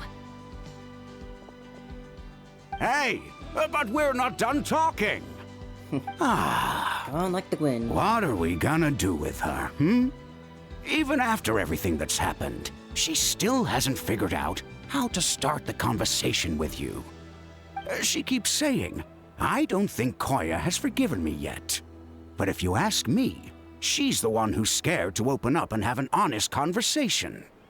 For all her confidence, she's a very sensitive soul underneath.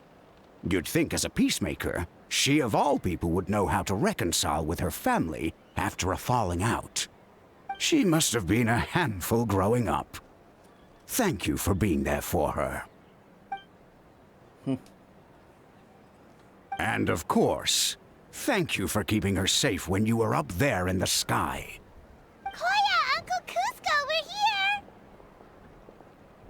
What are you talking about just now? Ha! I was just telling her that she's not to go chasing danger with Chaska ever again. Cusco, I understand how you must feel. But it's all thanks to Koya and Chaska's efforts that the airborne workshop didn't come crashing down on our heads.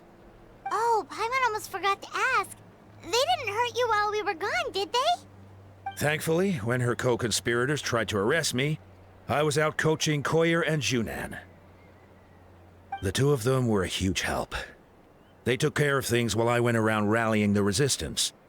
So, in the end, Alpa's would-be revolt didn't really get off the ground.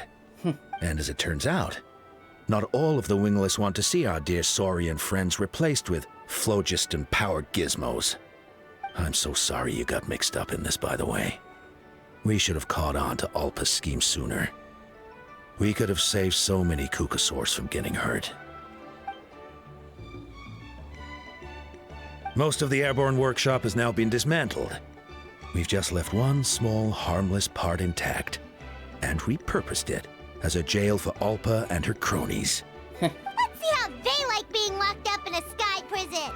Oh, how the turns have tabled. So, it looks like there's just one last conflict left to resolve. Peacemaker, you're up. I said I had to wait until things had blown over, didn't I? And now they have. But I still have no idea what to say. Koya, I just want to say, I'm sorry for how things went down back then.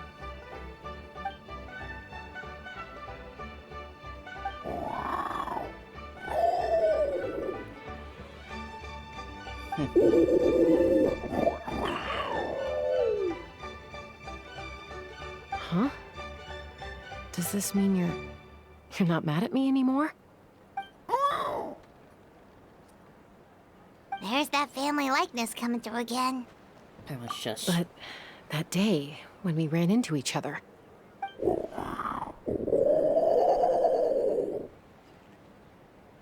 Huh? So then, when did you finally make your peace with it?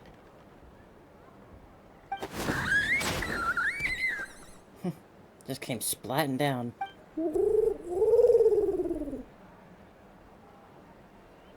Oh, it's Chima and Chimpu. They're here too. Aw.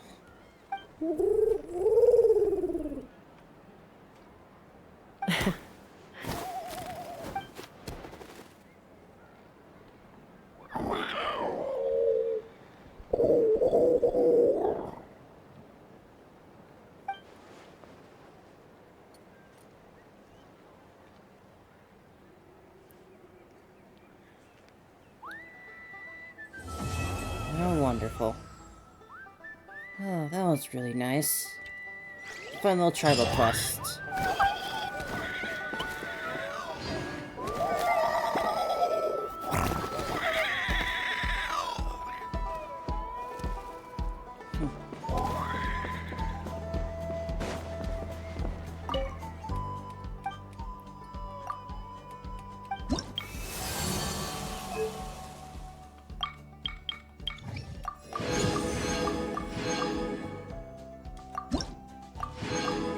Now I can get started on this properly.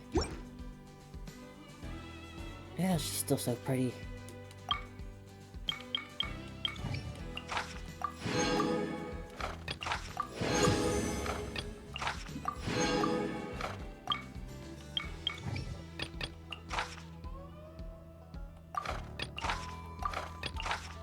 Guess I'll do these and go and call it a day. Just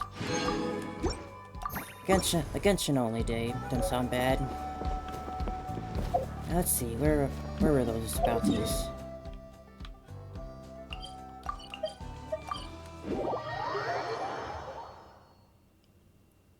Can have some more fun with my Chaska now. And vulnerable to Hydra Electro Decrease.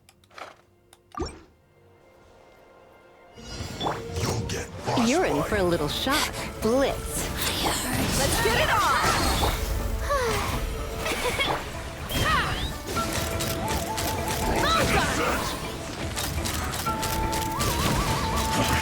I see through you!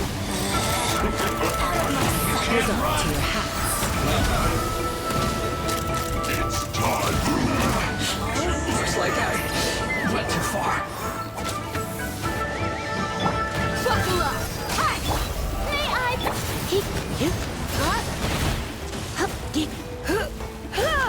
Take me up! Out of my sight. Open fire! Mirror images dispersed. Let's get it on! Surrender and allegiance. Gloves off!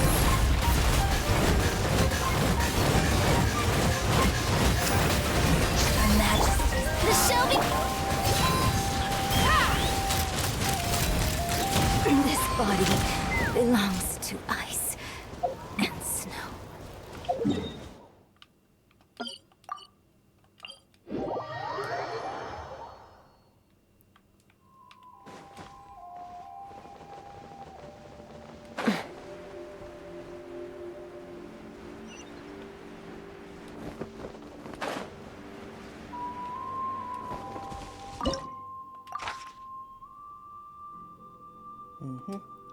Easy peasy. Look alive!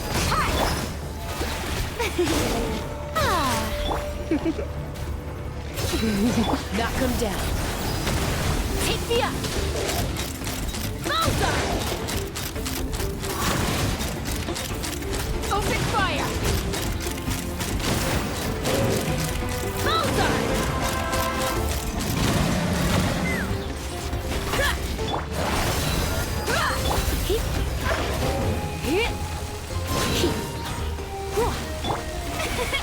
Let's run.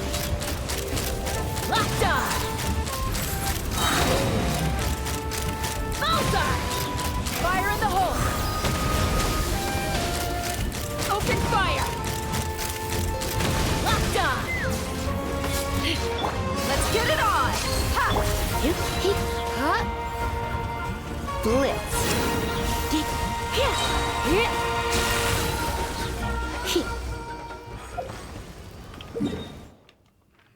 And number 3.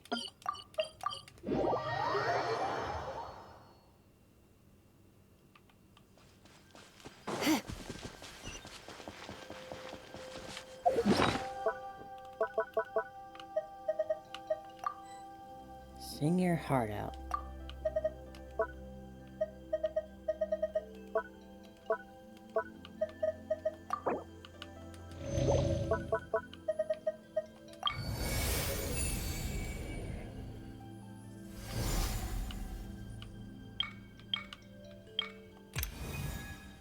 Vuka is fated to transcend hardship and answer the expectations of those they deeply love.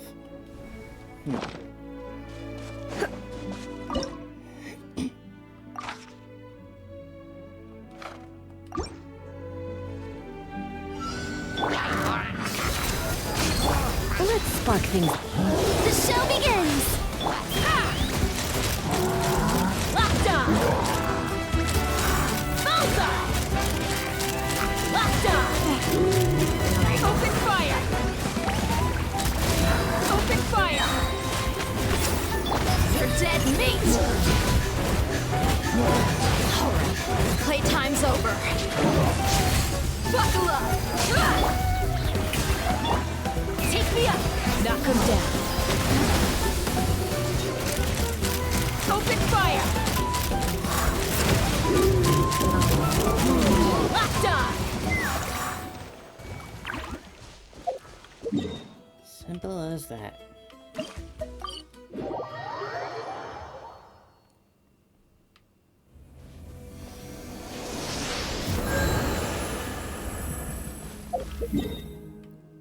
Well, that was certainly a lot of fun.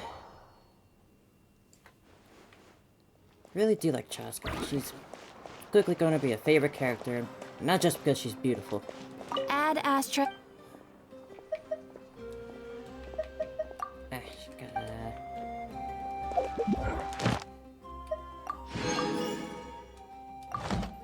Add Astra. Thank you for Add Astra.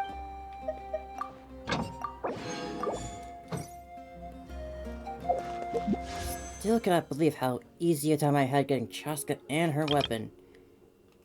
I had like 90 pulls and it took like... Was it like... Was it like only in 4 pulls I had it all? I have to like go back and count. Just absolutely crazy luck.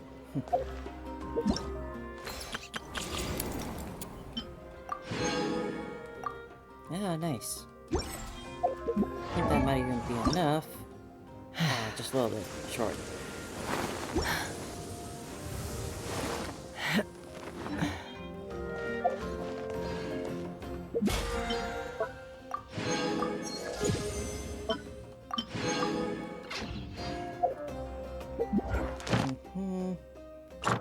As well as...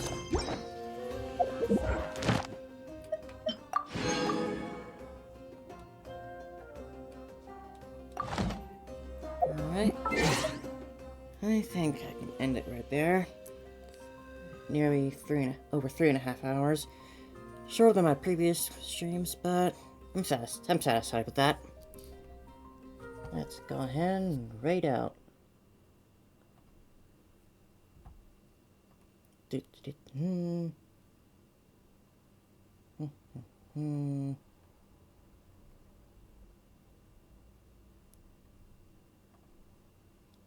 Can I raid this one? No.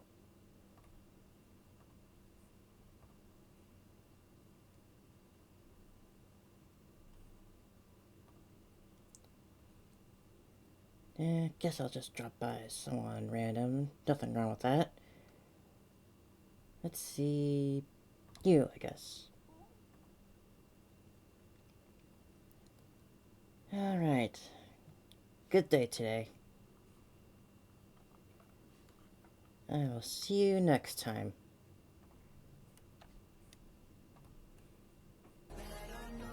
Can't afford